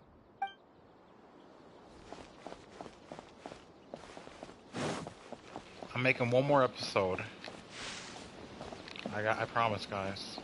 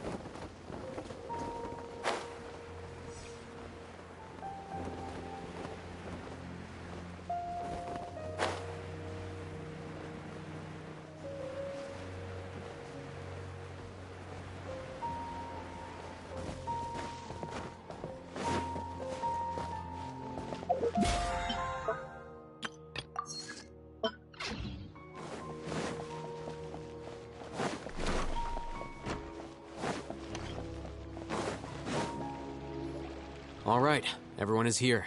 How did everything go? Any luck with your missions? Let's report back one by one. We've made the necessary modifications to the Akasha terminal. In addition, the props required are also ready. I'll go next. The Traveler and I went to Party's DI. The situation was a bit complicated, but we found Tainari. Unfortunately, he was wounded during a fight. Who was behind it? Well, that's the tough part. What should I say, Traveler? The Fatui or the Balladeer? After some back and forth, we confirmed that the doctor has left Sumeru by boat. He has something urgent to attend to back in Snezhnaya. So, we've successfully removed the doctor from the picture. Also, Tainar... Oh, Tainari also asked us to tell you this message. Trust your own senses and experiences. All right. I'll remember that. Everything also went smoothly on my side. The Eremites should have arrived at their destination by now. To avoid alerting the quarry, they will stay there for now. I can't believe you actually got so many Eremites into Sumeru City. It's all thanks to Rahman and his brave team, as well as their bold strategy. It appears to have been very effective. I'm glad to hear it. Well, is that everything? Okay, this meeting is adjourned. Huh? Wait, you mean that's it? Well, what else is there to discuss? Shouldn't you end with some words of encouragement? You know, to fire us up now? Personally, I'd rather we all go home and get some rest. I'll hate them, you... Ugh. Oh, and if you wanted someone to say something to that effect, then I must reiterate that I'm here to strategize and not to lead. So you should find someone more suitable to do that. But I thought all of you Academia big shots were great speakers. Then I should remind you that I'm the scribe. I know that. So what? A scribe is responsible for recording meetings, not speaking. Fine, whatever. Well, Cyno doesn't seem to be much of a talker either. I guess that leaves it to my employer. Employer? Yep, the Traveler hired me. That's right. So come on, boss. What do you have to say for the team? Yeah, say something to boost morale.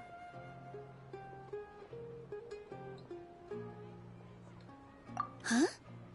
What are you all doing here? Oh, it's Nilu! Hey, everyone. I'm not disturbing you, am I? Not at all. I was actually just about to go find you. Judging from the group and all your serious faces, you were discussing something important, weren't you? But you also look like you're up to no good. Seems pretty interesting. Welcome, Nilu. Would you like to join us? Huh? Join you? You mean, you also want to discuss something important with me? Yes. Something very important. Nilu, are there any breaks in your performance schedule in the upcoming days? Huh? Wait, you're seriously inviting me?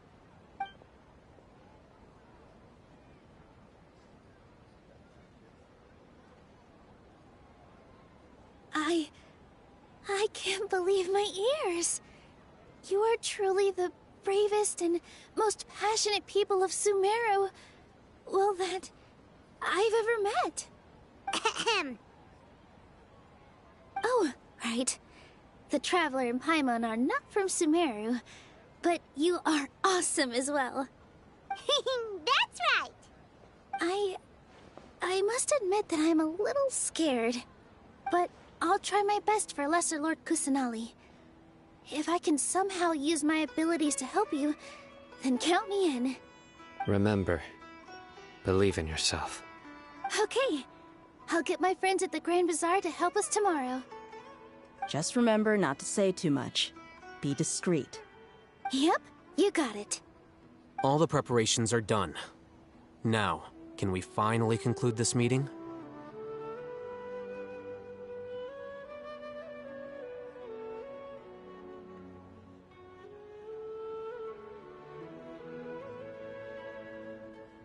So, have you thought up what you'd like to say, boss? Yep. It's a grand plan and we're all super... Well said. A good night's rest. Thankfully, I've had my place to myself. Huh? Oh, All right, let's all go home and get a good night's sleep. Okay.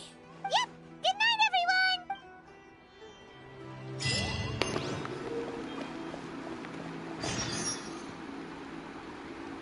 I'll be right back. In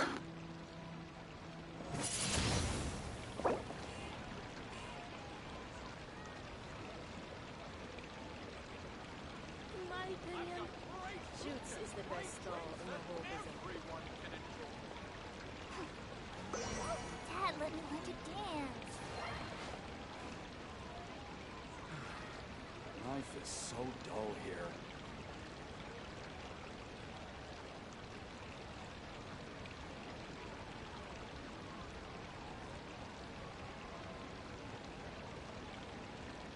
In my opinion, Shoots is the best stall in the whole business.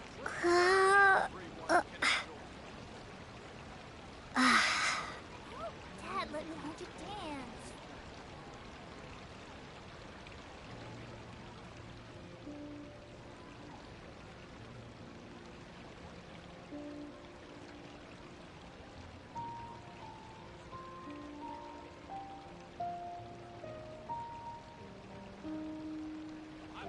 In my opinion, Shoots is the best stall in the whole business. Life is so dull here. Dad, let me learn to dance.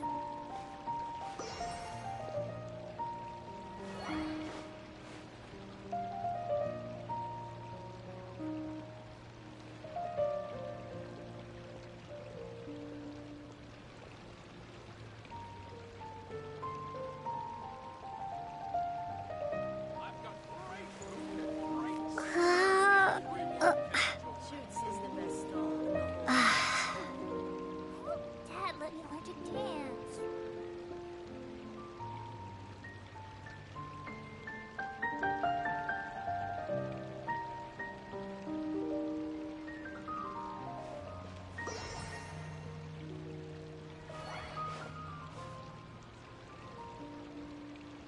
In my opinion, Shoots is the best stall in the whole bazaar.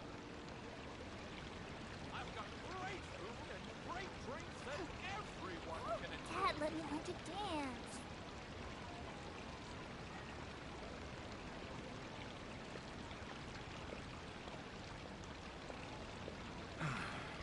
Life is so dull here.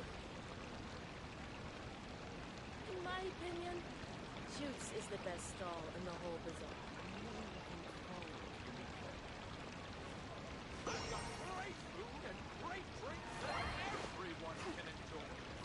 Dad, let me learn to dance.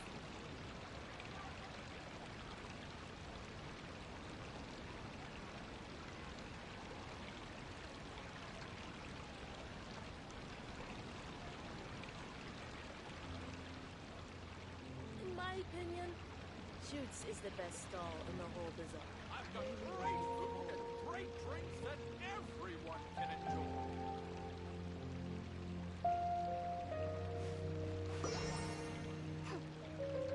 Dad, let me learn to dance.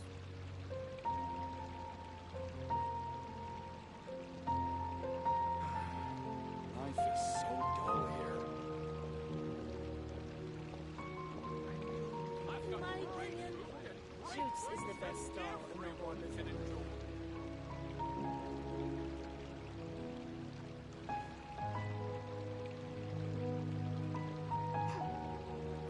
Dad, let me learn to dance. So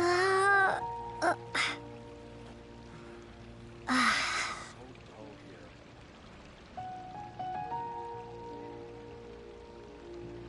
I've got great food and great drinks that everyone can enjoy. In my opinion, Shoots is the best stall in the whole bazaar. Dad, let me learn to dance.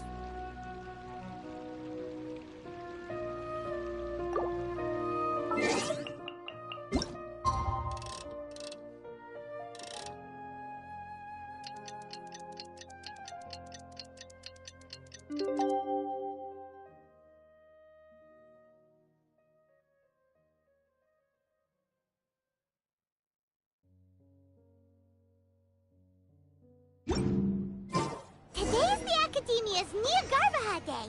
We can finally put our plan into action. Oh, Hatham should be waiting.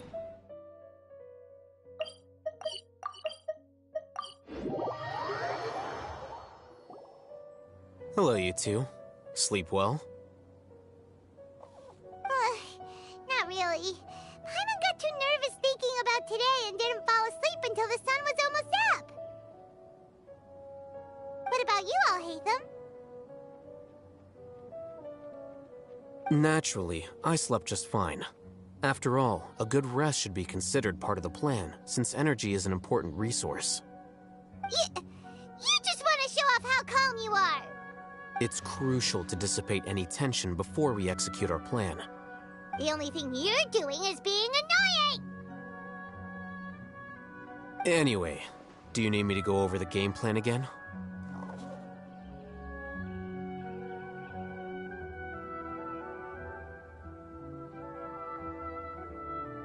Our target is Grand Sage Azar's office. Everyone in the Academia knows that's where the Grand Sage's console is. Only they can operate it. Many restricted commands and operations are executed via that console. I'm sure that console has a way to free Lesser Lord Kusanali. You know, Paimon's been thinking, what kind of technology could let the sages imprison even a god? That isn't something they could have accomplished with their scholarly talents alone. In the Sanctuary of Surasthana, there's a device of Greater Lord Rukkhadevata's that she once used to isolate herself while meditating. 500 years ago, the Grand Sage at the time modified the device so that it can no longer be controlled from the inside. They were effectively trapping one god with the power of another. So, how are we gonna get to the Grand Sage's office? Don't forget, today is Nyagarbha Day, arguably the most important day to the Academia. The sages and core Academia personnel are busy loading the latest batch of research developments and legal decrees into knowledge capsules so that they can be entered into the Akasha.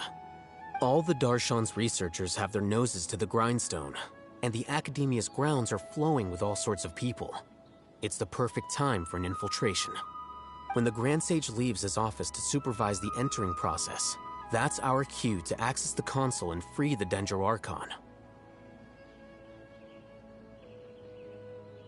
Well, yes. That's just the visible side of our plan, after all. If precedence holds, the Academia should have already started preparing for Nyagarbha Day. Everyone should be in position. All that's left is for us to lead the charge. Let's go. So are we just gonna walk in through the front door, or...? Yes. Were you expecting a stealthier approach? Paimon can't think of a good comeback. Alright, it's all on Alhaitham if things go south.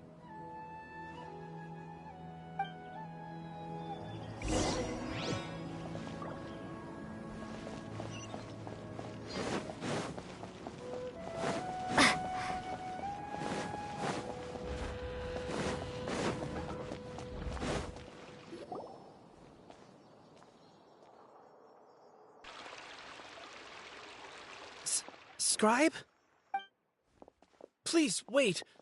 Are you Scribe Alhaitham? That's me. Is something the matter? I'm in a hurry. No. I was just surprised to see you here. I had heard that the sages were looking for you not long ago, but I didn't know what for. And, also, please don't bring outside guests into the Academia. Outside guests? How did you arrive at such a conclusion? Your groundless inference shames the Haravatat Darshan. What did you say? I'm the top student in Haravatat, and I earned 3rd place at the last Inter-Darshan debate. Don't look down on me! That wasn't my intention. As your Haravatat senior, I just assumed that you possessed a greater aptitude for critical thinking. Look, based on what you already know, the purpose of my return and the reason they're here should be obvious. Is that so? Wait a moment. Let me think. Don't tell me. The sages search for you. A blonde-haired traveler. Outside guests. So, from the start. The sages weren't looking for you, but this traveler? And you were gone from the academia for so long because... Hey, shh. Yes, you've proven yourself as the top student in Haravatat. I surmise you've arrived at the correct conclusion. As I expected. Please, forgive me. I wasn't thinking clearly just now. Thank you for getting me back on track. It's nothing. We'll be on our way then. All right. Thank you for your contributions to the academia, Scribe.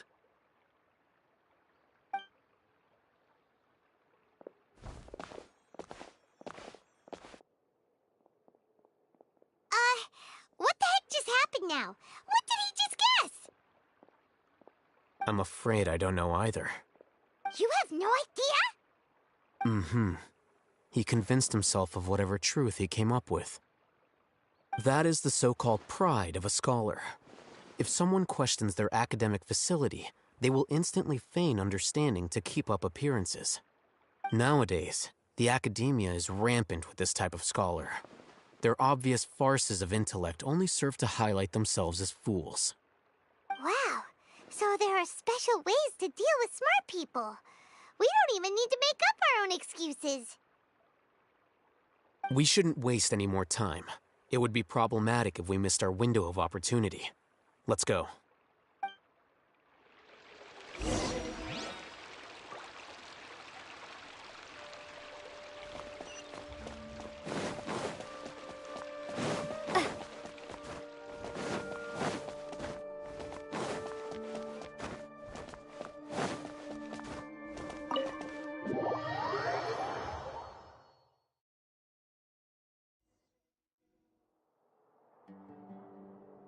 Is this the Academia's library? Indeed. Known as the House of Dana, it is quite possibly the most extensive special collections library in Teyvat. There are a lot of students going through here. Is it really okay just to waltz right in? The Academia marches to a fast beat, especially since it's Nagarbaha Day. They're all occupied with their own matters. Just act natural. Now, hurry along.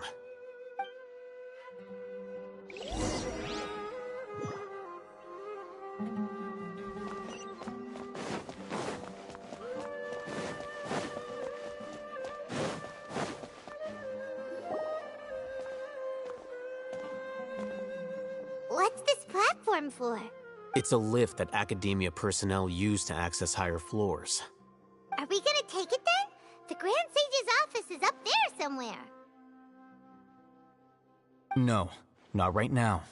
We can't guarantee that we won't run into the Grand Sage. Let's step back and observe for now.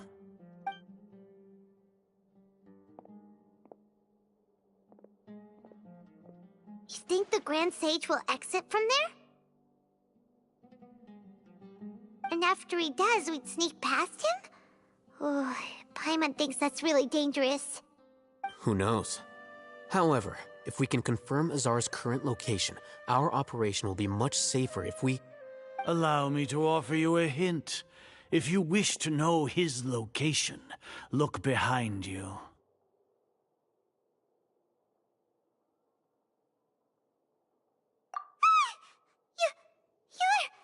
What's Grand Sage Azar doing here?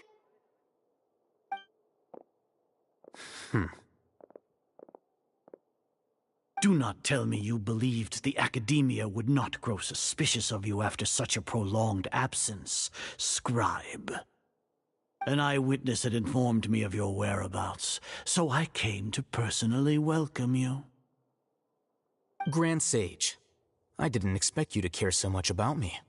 I'm truly flattered. I'm sure, but compared to you, I am far more interested in these two unexpected guests. You are the Traveler and Paimon, correct? It's a pity that only now have I been afforded the opportunity to formally meet two of Sumeru's most esteemed guests. I do apologize for my lack of decorum.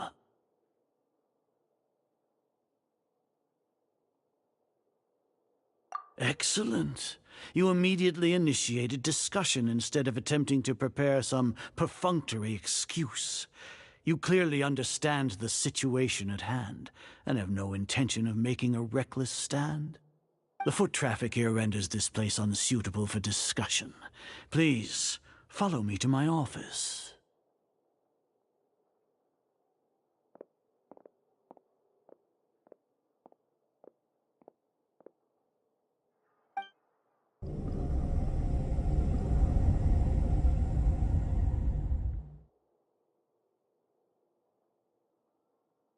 This place is crawling with guards.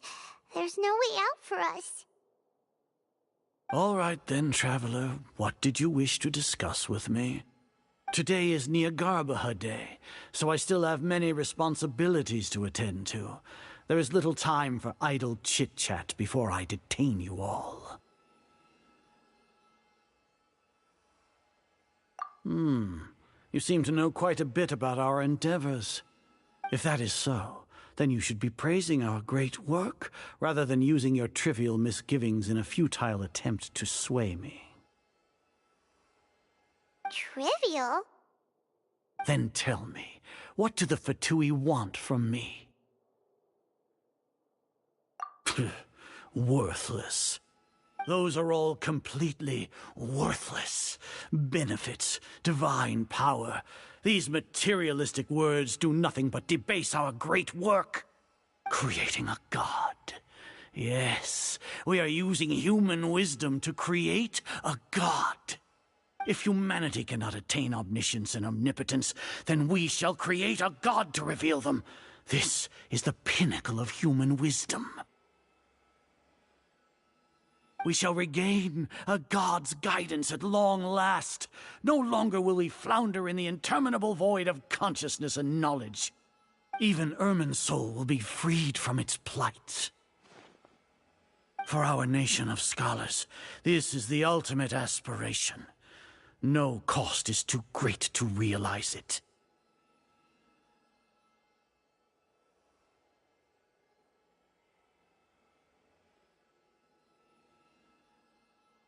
You will never understand the rapture of having a god be born within your very hands. With your degree of knowledge, you cannot even comprehend such an emotion.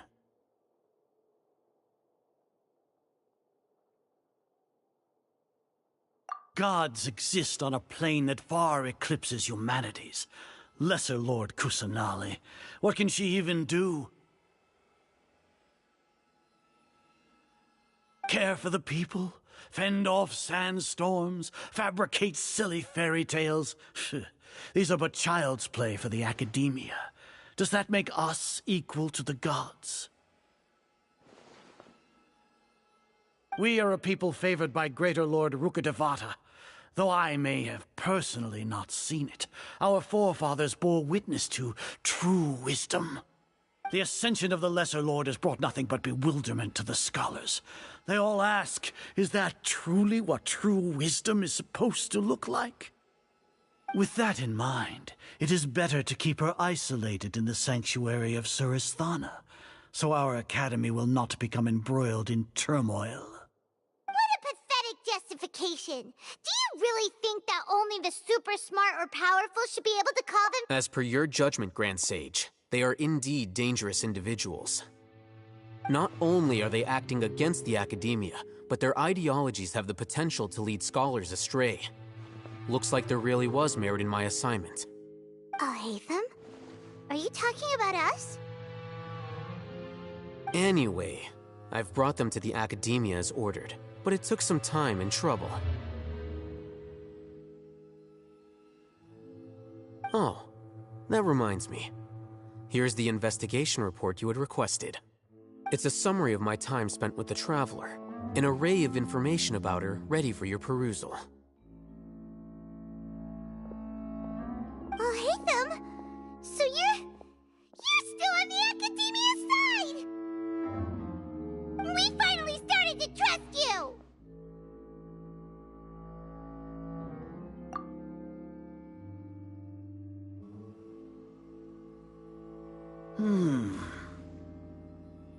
Excellent. Detailed contents with no errors. I would expect nothing less than an immaculate report from the scribe. As it is Niagarbaha Day, I'll enter the information on you into the Akasha. Surely you know what that means.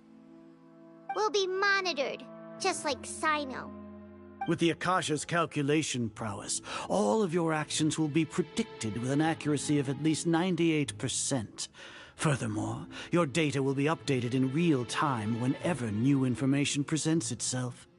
To put it into words you can understand, wherever you go, you will be walking under an invisible leash. This is Sumeru's greatest penalty for dishonest persons. Are you not familiar with the concept that great responsibility begets an equally great suspicion? In any case, you are Sumeru's most concerning external variable.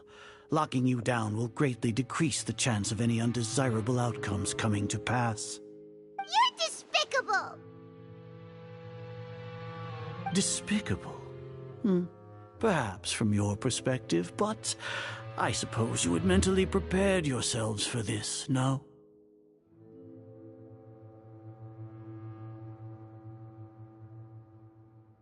Your ploy was to sacrifice the traveler here, was it not?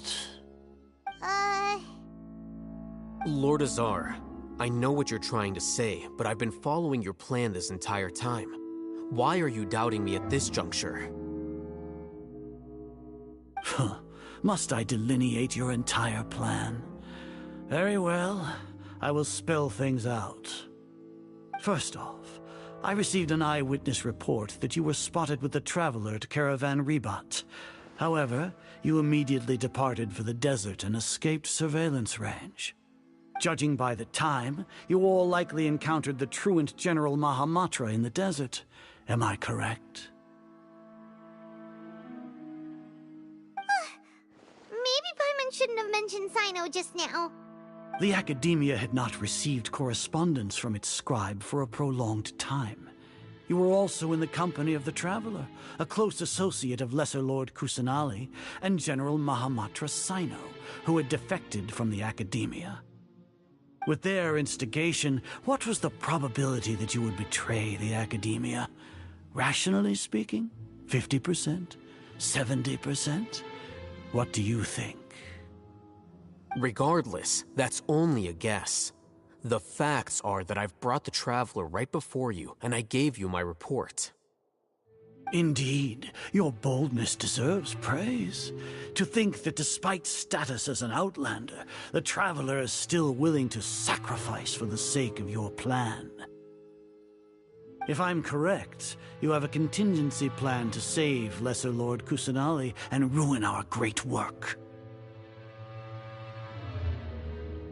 Sneak into the Academia on Niagarbaha Day, using Alhaitham's status as the scribe, for there is a good chance that an opportunity to save the Lesser Lord will arise. Should your intentions be discovered, Alhaitham will turn traitor and sacrifice the Traveler, thus proving his innocence. He can then stay inside the Academia and continue searching for a way to proceed forward. As for Sino, according to the Akasha's calculations, he will soon return to the Academia and confront me in person. I suppose this is also a part of your plan?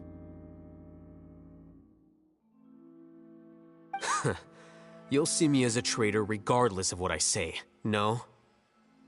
Even if you impugn me, it would have little effect on you all. You misunderstand. Losing our scribe would irreparably damage the Academia's regular operations and the development of Sumeru's future academic systems. However, under the current circumstances, even that is trivial compared to what we stand to gain from our great work. You said that I betrayed the Academia, but you, Azar, you've betrayed all of Sumeru, betrayed its Archon. So flight has turned to fight at long last. Guards!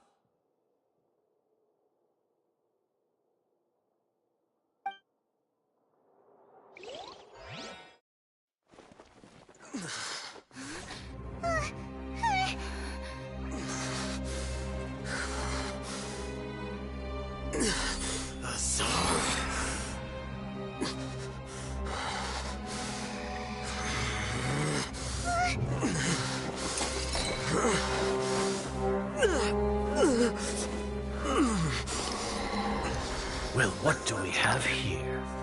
So you stole that divine knowledge capsule. Traitor! You traitor!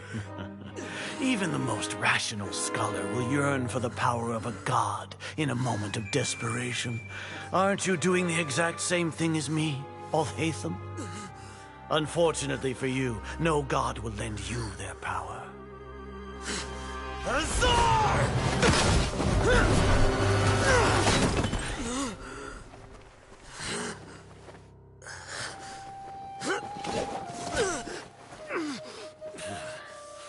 He has gone completely insane.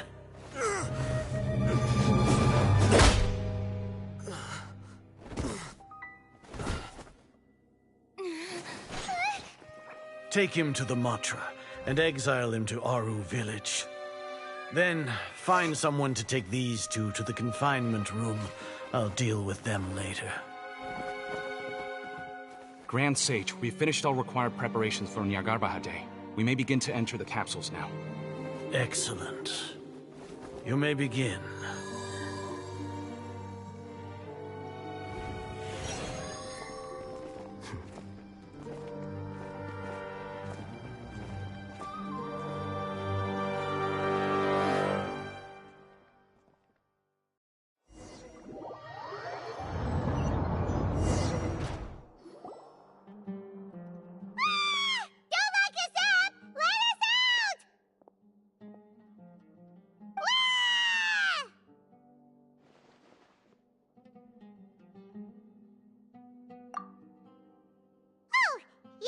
Paimon got a bit carried away there. How was Paimon acting just now? Great, huh? Everything's going according to plan so far. We made it into confinement, and Alhaitham's probably done with his part too. We even managed to trick Grand Sage Azar. Alhaitham sure knows how to cook up a plan. What are we doing next? Paimon has trouble remembering things when she's worked up. Right. Paimon thinks it went something like this. Apart from that, we still have yet another goal in the first stage of our operation, which is to send the Traveler to the confinement room. What? Why do we want to get her locked up on purpose? She's always been the person the sages are most afraid of, as well as the greatest obstacle to the successful implementation of their plan. They are very aware of the risk she poses to them. Once the Traveler is imprisoned, the sages will likely think that everything is under control. And with their guard down, the next phase of our plan will have a much higher chance of success. I can already see the pompous looks on their faces. Oh, that's a super tricky plan. But Paimon still thinks it's not really worth it. That isn't the only reason, of course. She has a more important task once she's in confinement. According to the Academia scholars in Ramon's custody, Lesser Lord Kusanali has sealed off her consciousness in the Akasha ever since she was captured by the Doctor. That way, they can't pry any more information from her. Even if we break into the sanctuary of Surasthana, it will take time to awaken Lesser Lord Kusanali's consciousness. We need to do that in advance. So our job is to wake up Nahida! Okay, totally worth getting thrown in jail for. The confinement room is inside the Academia, close to the sanctuary of Surasthana. It's a completely enclosed space, and you won't be receiving any visitors. I'll work with Ramon's scholars to make some modifications to your Akasha terminal. Once you're in, get as close as you can to Lesser Lord Kusanali and try to connect to her consciousness. However, as for whether she'll actually wake up, that will depend on our luck.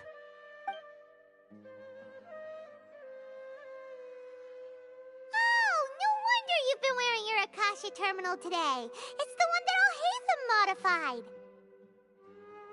Paimon thought they'd take our Akasha terminals when they locked us up in here.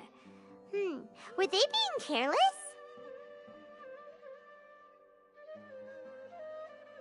Alright, so what now?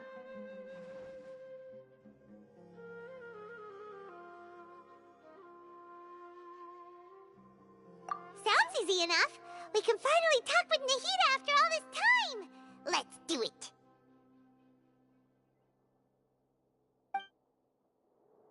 There's a light flashing on your Akasha terminal. It's almost like... the faster it blinks, the better the signal.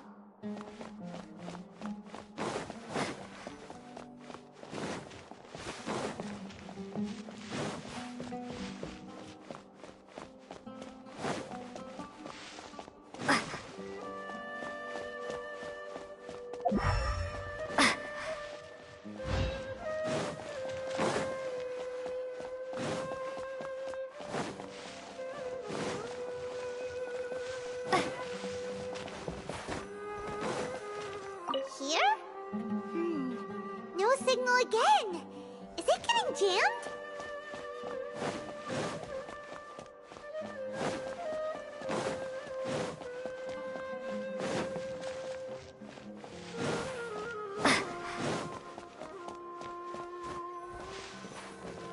Whoa, it's Mora! Ooh, Mora. No, Paimon, we're not here to hunt for treasure.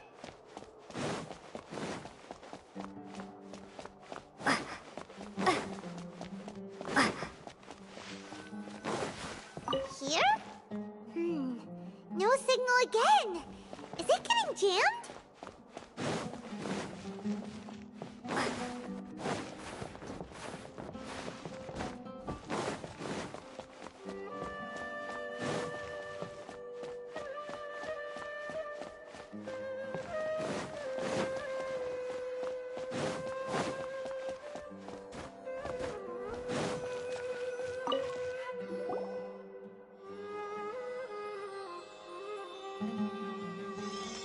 Eh?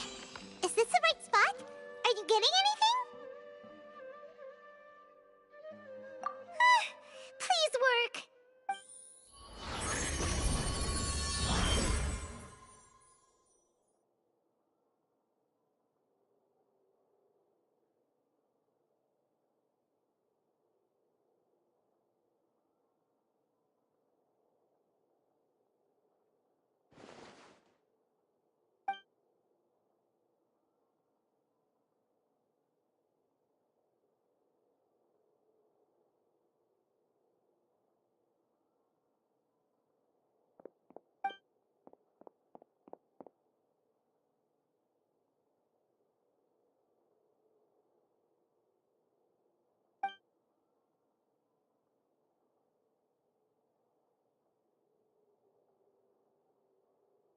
Nahida!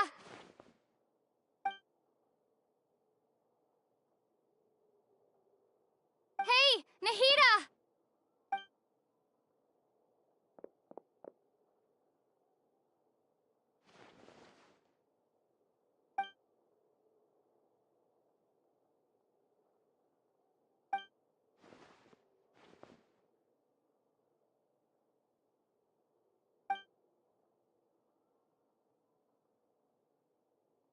When did it first start? Oh, right. It started from the moment I was born.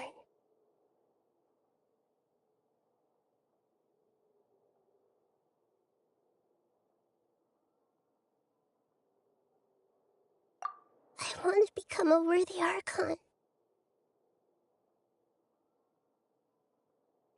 So I've kept studying, kept listening to my people and their hearts, kept looking for a way to save Irminsul, so I can catch up to Greater Lord Rukkhadevata. But I'm stuck in the sanctuary of Surasthana. The sages are creating a god to replace me. And I'm forced to lock my consciousness in this boundless darkness. Nahida!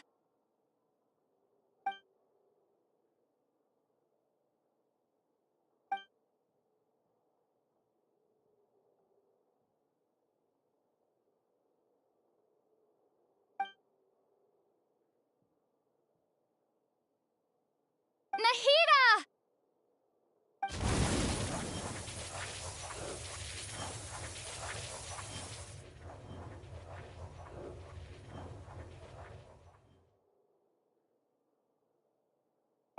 It's so quiet here.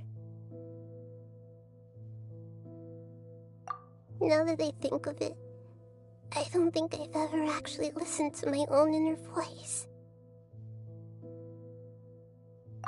Do Archons have them?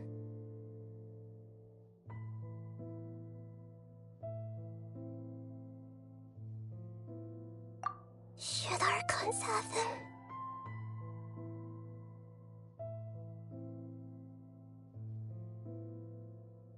Have I been doing the right thing?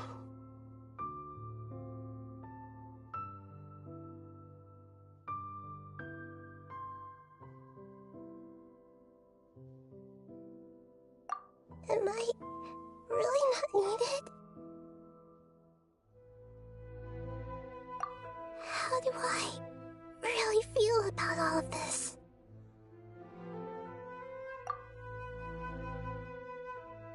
It's so quiet here. Since you're the god of wisdom, you've known the answers to all these questions since the very beginning, haven't you? Who are you? You're right, though.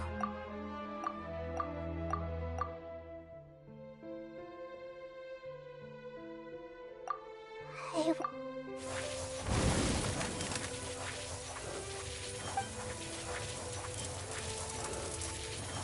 Nahida!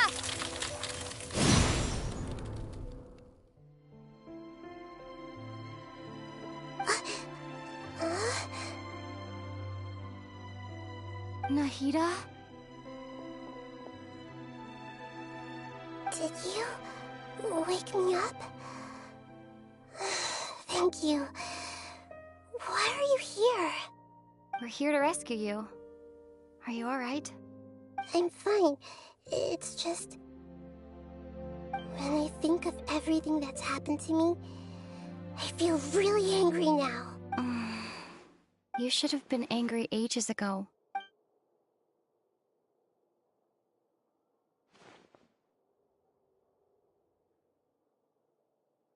Huh? Oh, you're back! How's everything? That's wonderful news! Great! We weren't locked up for nothing!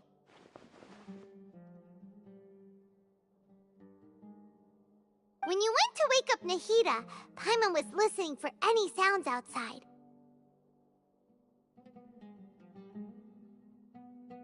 You were out for a long time. There are fewer and fewer scholars going about now. You think everyone's done with their... Yep! So that means our next act is... Nilou's performance!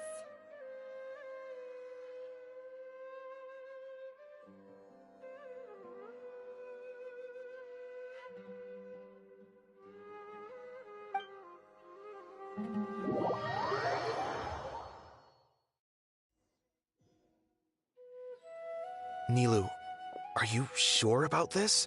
You're taking such a great risk for them.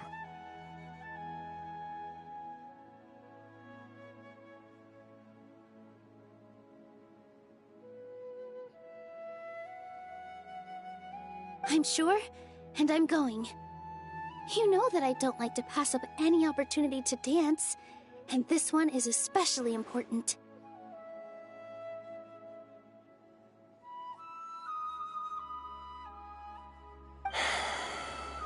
All right. You seem to have a lot of trust in them, so I won't say more on the subject.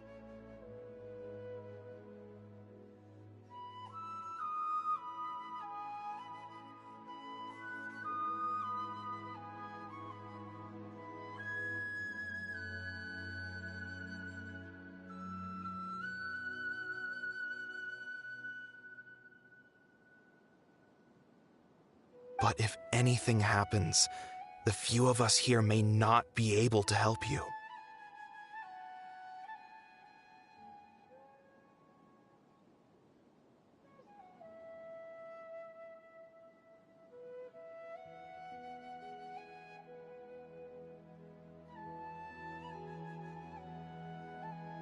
worry. They've been through worse. Everything's going to be fine.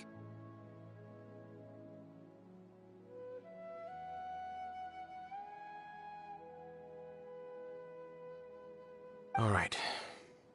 You know, if you really do get arrested, we'll do everything we can to get you back.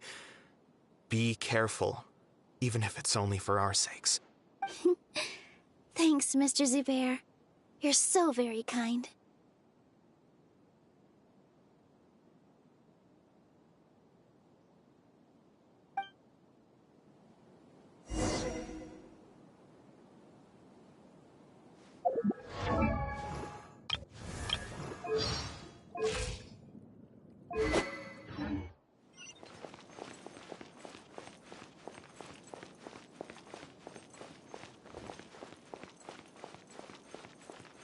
With all my strength.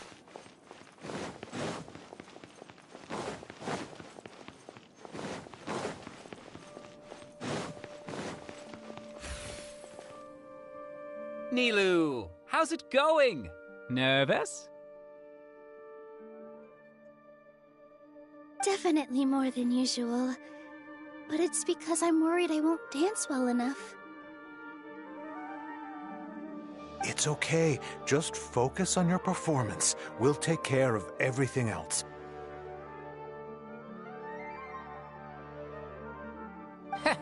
You sure know how to talk.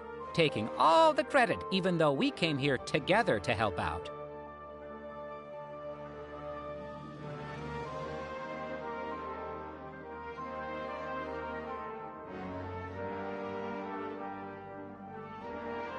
Well, thank you both.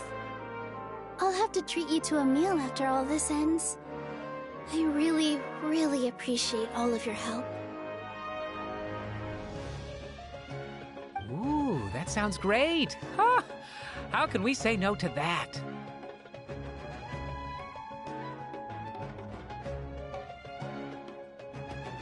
All right, let's get back to business.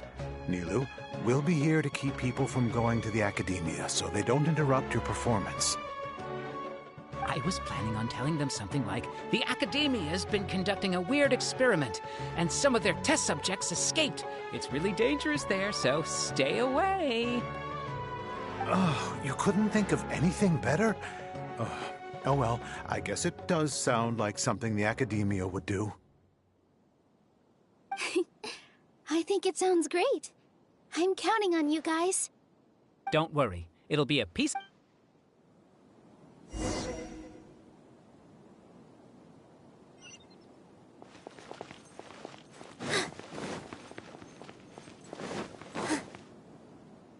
Hey, Nilu! Sorry, it's great to see you, but I'm really busy right now. Our Bait People Away with Yalda Candies plan is working beautifully. Do you want some candy? We have more than we can give out. Vihar, thank you so much for doing all of this. And even dressed up as the Knight of Flowers, no less. I'll pass on the candy, though. I cut back on sweets in the period leading up to a performance, and I'm about to start one. You have a point. The stage is cleared and everything's ready, so you can start your performance at any time. Yeah, thanks to you. I'm really grateful. All right, time to hit the stage. You're welcome. The honor's all mine, since I'll have such a great view of the show.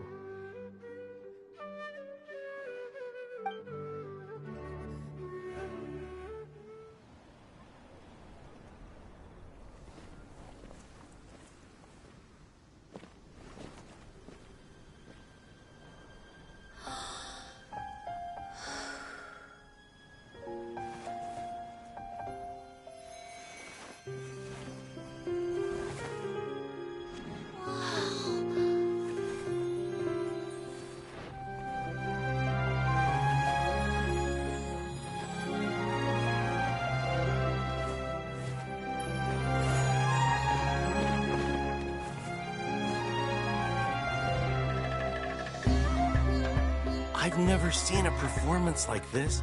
This is incredible. Yeah, But I heard that public performances like these have been banned. I can't believe she's doing this here.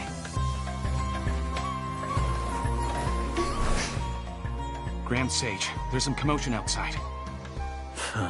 How uninteresting. Issue the new Prohibition Act from the Akasha to the guards. They'll know what to do. Do you think we should, stop her? Let's just watch for a little bit longer.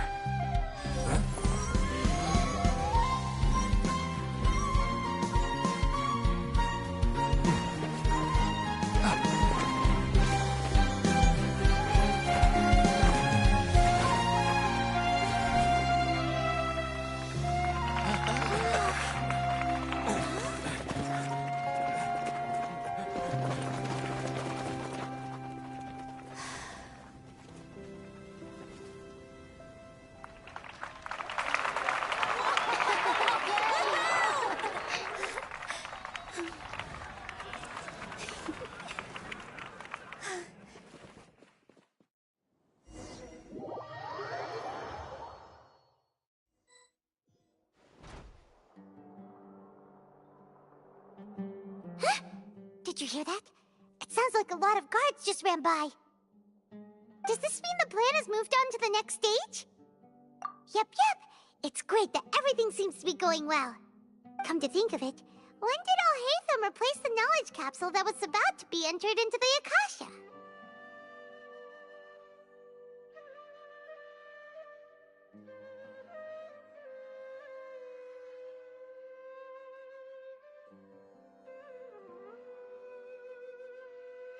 Oh, so that's when he did it! Paimon was too nervous to notice. Speaking of, didn't Alhaitham also yoink the divine knowledge capsule from that mercenary leader in Port Ormos when everyone else was distracted? Oh, it's a time-tested trick of his.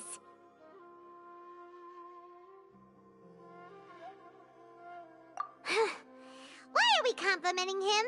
Yeah, he's smart and all, but he still makes Paimon's blood boil. Let's review our plan for this stage again. It's not like we have anything else to do right now anyway, and it'll help us feel more confident. Paimon remembers that Nilou's task was supposed to go a bit like this. Now that Lesser Lord Kusanali's consciousness has been forcefully sealed, the core figures of the Academia and their guards have started to wear their Akasha terminals again. With the Doctor's technological support, they think they have nothing to fear. How despicable of them to rely on such a person. But this is also our chance. I was originally asked to draft the knowledge capsule for the Artistic Performances Prohibition Act when I was still at the Academia. It should be on the Grand Sage's desk right now, and will be entered into the Akasha during the next Nyargarbaha Day.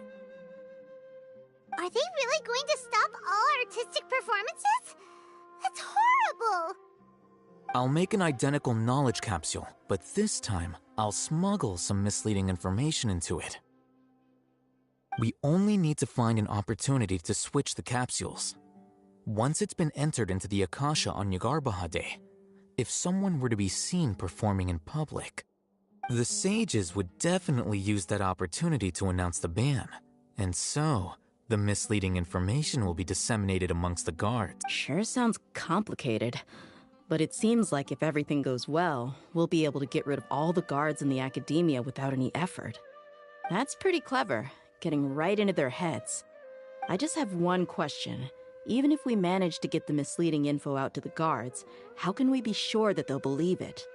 People who are used to relying on the Akasha become less inquisitive, and their ability to distinguish truth from misinformation is significantly reduced. They will view everything the Akasha releases to them as the unequivocal truth. The Akasha will turn humans into machines. I've seen it happen many times. Yikes. Good thing I didn't wear it for long when I was working in Sumeru City. At first, I thought it was a good thing too. By the way, this plan still requires a performer, right? Do you have someone in mind? Nilou of Zubair Theater. I know her really well. We can trust her. I'm kinda hesitant to ask her to participate in a dangerous plan like this, but we can ask her in person. All right. After the guards and the Academia are gone, then it'll be time for me and my stowaway brothers to shine.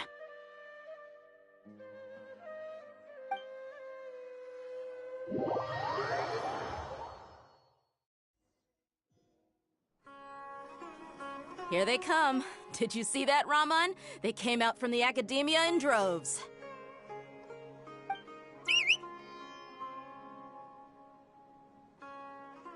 After laying low in the city for so long, this is the moment we've been waiting for.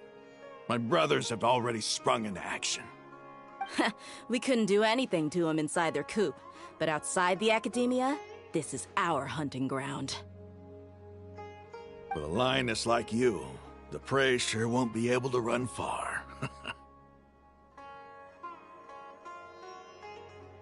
We still need to eliminate the guards as soon as possible. If we give the sages enough time to realize what's happening, the plan's doomed. Yeah, all they've done is to sit on their cushy salaries and twiddle their thumbs all day while we fought and struggled every day in the desert. The only advantage they might have is their numbers. Speaking of which, most of the guards who report directly to the Six Sages belong to the Corps of 30, but they have a completely different reputation. Following those blasted sages every whim, throwing away all the principles of being a mercenary. As someone in the same profession, I'm obligated to teach them a good lesson today. Indeed, the trap has been set. All we need to do is lead them there. All right, let's each take a road and herd those scattered guards back into one place. Make sure to attract their attention. Isak will be the key. You gave such an important task to that child. Will he be okay? It'll be fine. Isak was so determined to help, so let's put our faith in him. Besides, even if he's caught, the guards would be too scared to do anything to him. They've never seen Lesser Lord Kusanali in person. You've got a point. Anyway, I think I see them coming. Let's head out. Good luck.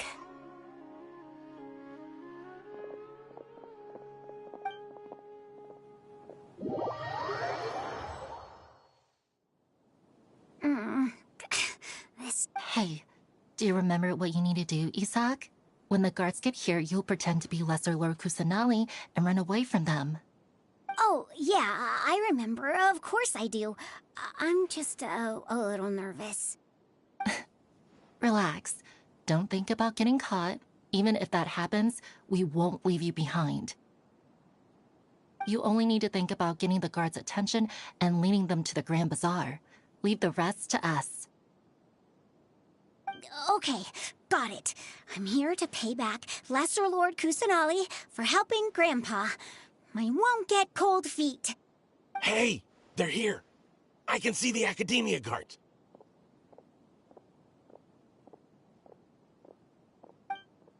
All right, it's time, Isak. Take a deep breath and go. You can do this.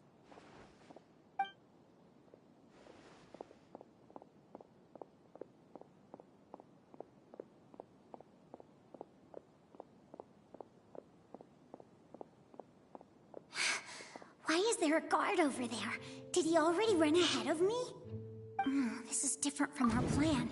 But there's no time. I need to make a choice.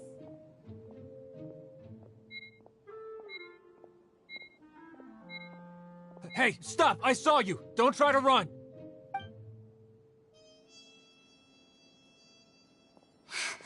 Why is there a guard over there? Did he already run ahead of me? This is different from our plan. But there's no time. I need to make a choice.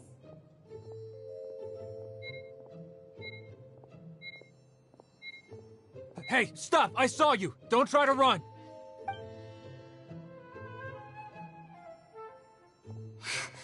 Why is there a guard over there? Did he already run ahead of me? This is different from our plan. But there's no time. Huh? Did I just see something dart by? I'd better go have a look.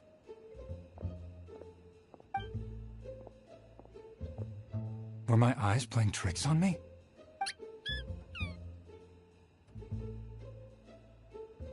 I should go check to see if someone's hiding over there.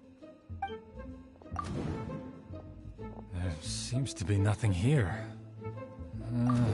Just to be safe, I should look around.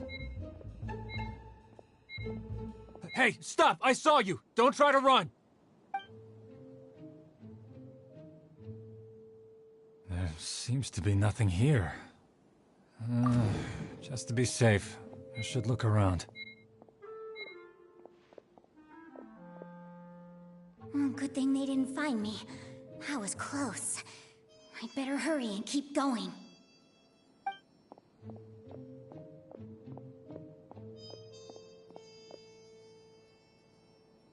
Hey! Lesser Lord Kusanali's over there! Stop! What? Lesser Lord Kusanali? How did I not see anything just now? Oh no, they found me. Where should I go?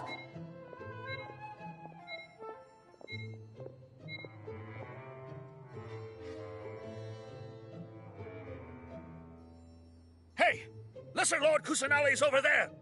Stop! What? Lesser Lord Kusanali? How did I not see anything just now? Oh no, they found me.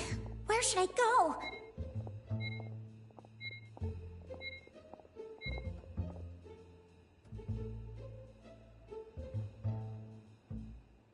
Hey!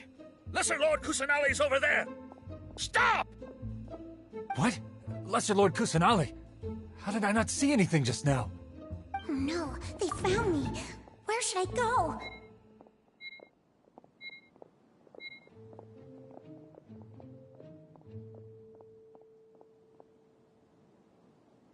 Hey! Lesser Lord Kusanali's over there! Stop! What? Lesser Lord Kusanali? How did I not see anything? Oh no, they found me. Where should I go? The target suspected to be Lesser Lord Kusanali has escaped into the Grand Bazaar. Assemble and arrest her!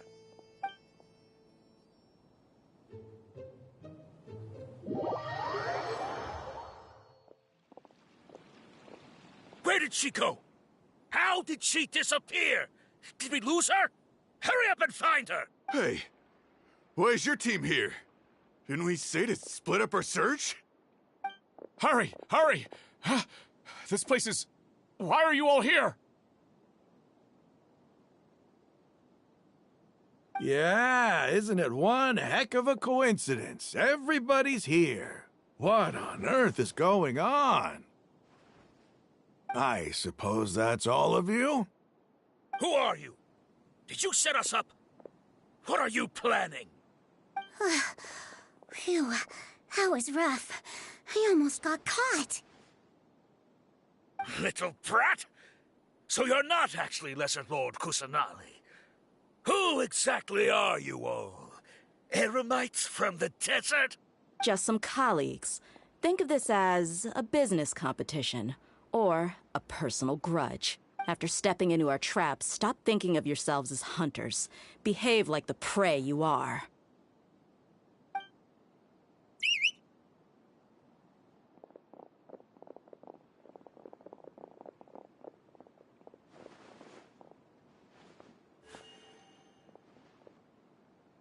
An ambush? How's that possible? This is Sumeru City, but mercenaries from the desert somehow ambushed us! You've spent all your time hiding away in the academia. This place has long since become our hunting ground. Brace yourselves!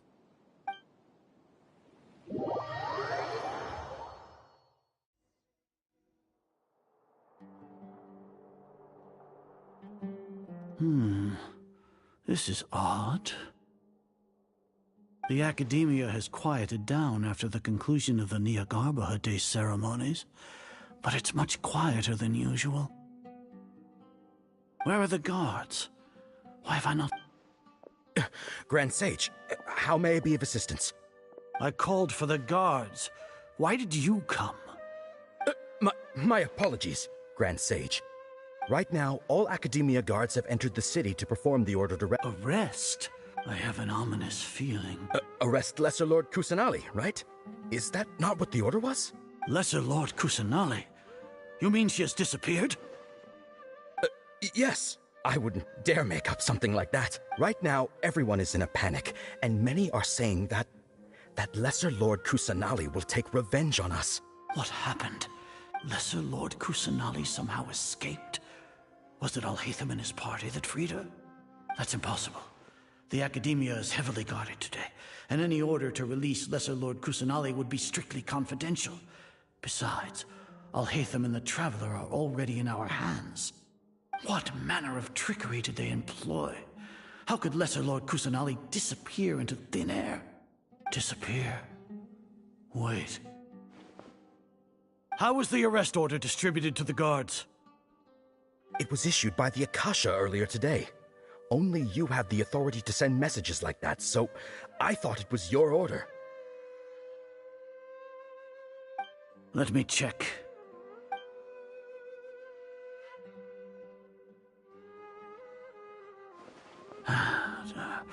Here.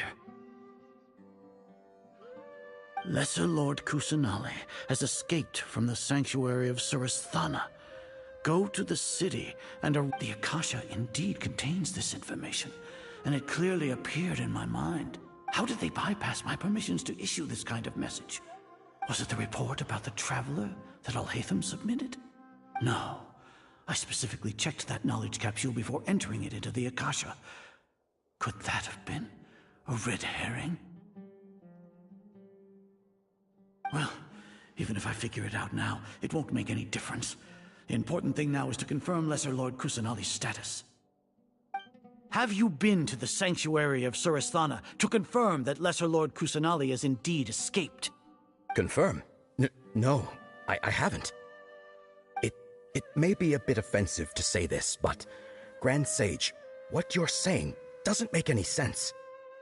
How can the information in the Akasha be inaccurate? What the Akasha decrees is fact. That is common knowledge to all of us. If we have to confirm the information and knowledge from the Akasha ourselves, then how is that any different from us learning that information ourselves? Wouldn't Greater Lord Rukkhadevata's legacy lose its meaning that way? In the beginning, it was I who asked you to believe in the Akasha, to believe in the legacy left by Greater Lord Rukkhadevata. No, Grand. Stay here and see if... Yes, Grand Sage.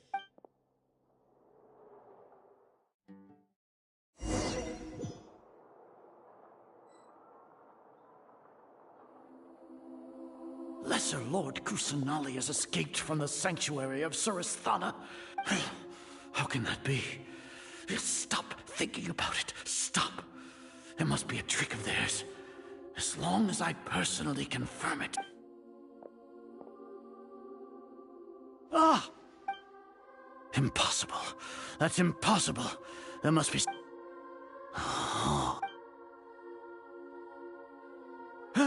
She really appeared again? What is the meaning? What a comical sight, Azar. Ah! Once the Akasha has put certain thoughts into your head, even the Grand Sage can no longer see what's right in front of him. You all can only see the world in your mind, the one you think you know. And precisely because of this, you disregarded Lesser Lord Kusanali's existence. She has been a wise and worthy Archon. Sino. Have you been waiting for a chance like this? The Akasha predicted that you would return to the Academia to confront me. But I didn't expect it to turn out like this. No, you were blinded. Your faults stem from your reliance on the Akasha. You're still the same as always. I truly did not expect a proud person like you to cooperate with Alhaitham and the Traveler. People change, Azar. Admit it. The Akasha can't predict my actions anymore. Then tell me, what have you found? You want to buy time? This is the sanctuary of Suristhana. Under your own regulations, even Academia staff are forbidden to come here. No one will come to save you. As for the investigation, I've at least confirmed that you are guilty of insurgency against the Archon. A serious crime. So what? Did you do all of this so I would plead guilty in front of you, General Mahamatra? No. I want you to plead guilty in front. You once said that I had no standing to judge you. So now, how about judgment in the name of a god?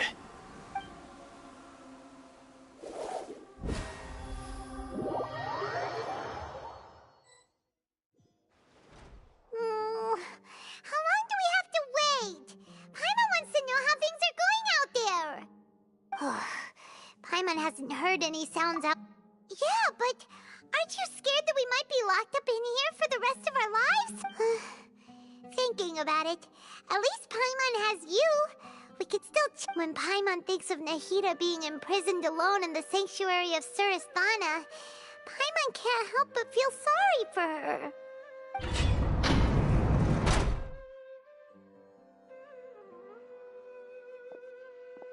Here comes your savior. Dia! Paimon just knew you would come to rescue us! You two really owe me some big thanks. I had to search through who knows how many guards to find the key here. It felt even more tiring than whacking them. I'm exhausted. Thanks a lot. Need Paimon to rub your shoulders? No, that's, I'll pass. What are you afraid of? Oh, are you— Now isn't the time to talk about being ticklish. Things in the city and on Sino's side are both going well. The guards that stormed out of the Academia are all taken care of. The Corps of 30 is in charge of the city's defenses, but we already talked to Asfand. They've been fed up with the sages bossing them around. As long as it doesn't break their employment contracts, they'll turn a blind eye. That's probably because you've been super great friends with them for a long time. So, how's Sino doing? The Grand Sage is in his custody. Even I know how terrible it is to fall into Sino's hands. Sino forced him to release Lesser Lord Kusanali. He has no choice but to obey. So, hurry to the sanctuary of Surasthana. Assuming nothing weird happened, we should have already rescued our Archon. Honestly, I didn't expect our ragtag bunch to do this well. We just came together last minute to save the Archon, you know? Alright, you two better go. I still have to clean up some messes in the city. See you around.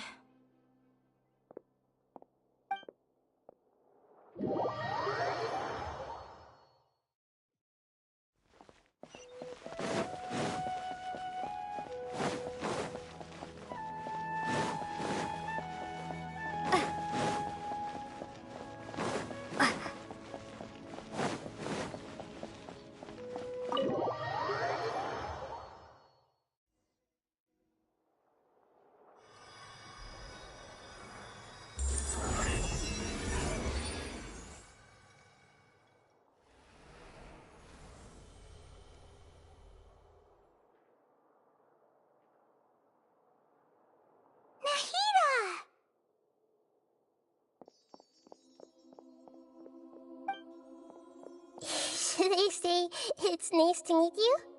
This is the first time we've met in real life.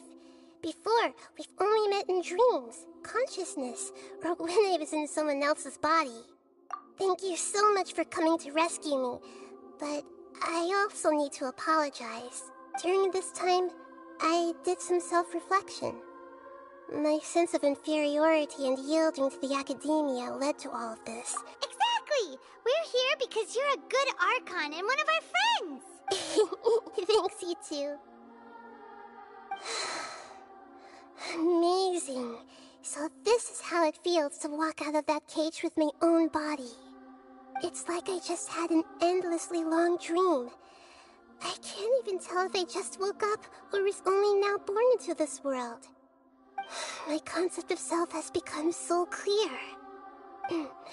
But now doesn't seem to be the time to indulge in this feeling.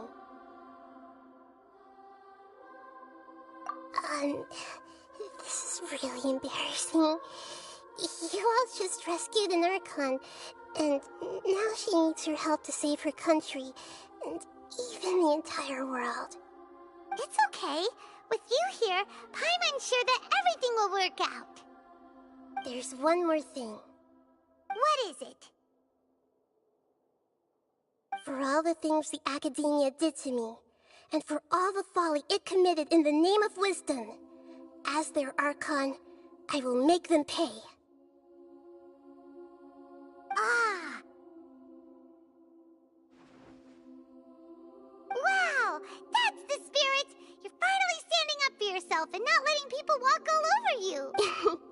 I understand now. To be a better Archon, I first need to better myself.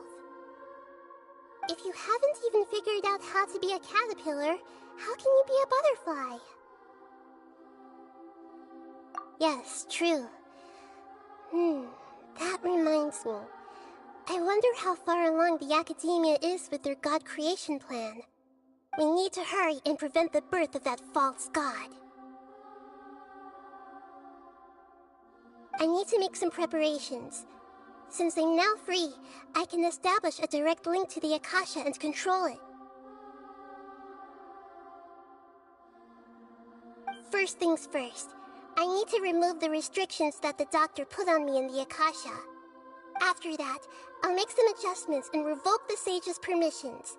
The Akasha will then be like how it originally was, only operable by the Archon. After all, the Academia betrayed Greater Lord Rukkhadevata's trust. This might take some time. In the meantime, you should also work on your own preparations. If we don't stop the god creation plan in time, we'll be in for a tough fight.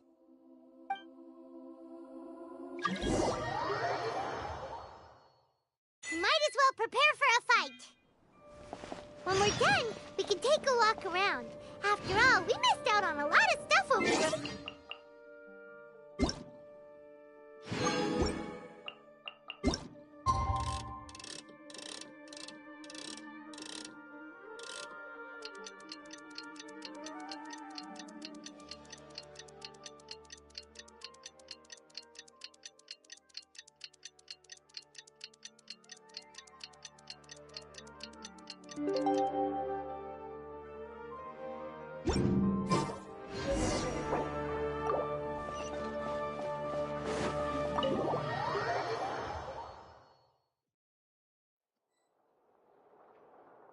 How's it going, Nahida?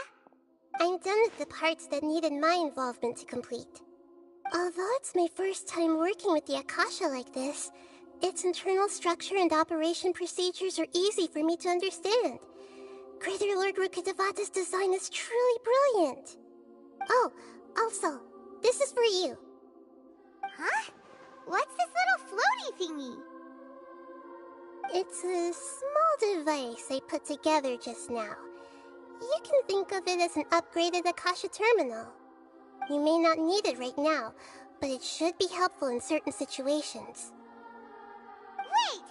This thing has the same characteristics! We're both small things that float! Oh, all the things that make Paimon special got copied! When Paimon appeared... It's alright, Paimon. It can't replace you. It's only a flying device, but you're the Traveler's irreplaceable friend. You're so good at comforting people, Nahida. If only the Traveler was as smart as you.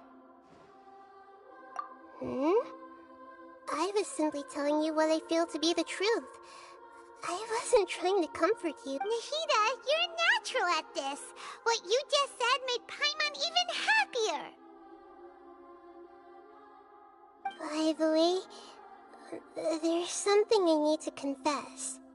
Even though I'm the Archon and you may have heard that an Archon's... If we get into a situation where combat is our only... I'm glad I can rely on... So the God of Wisdom... I've located where the false god is.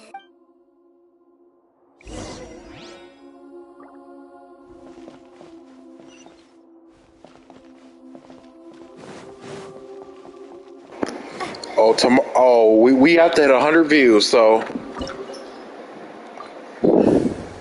these will be our characters for the fight.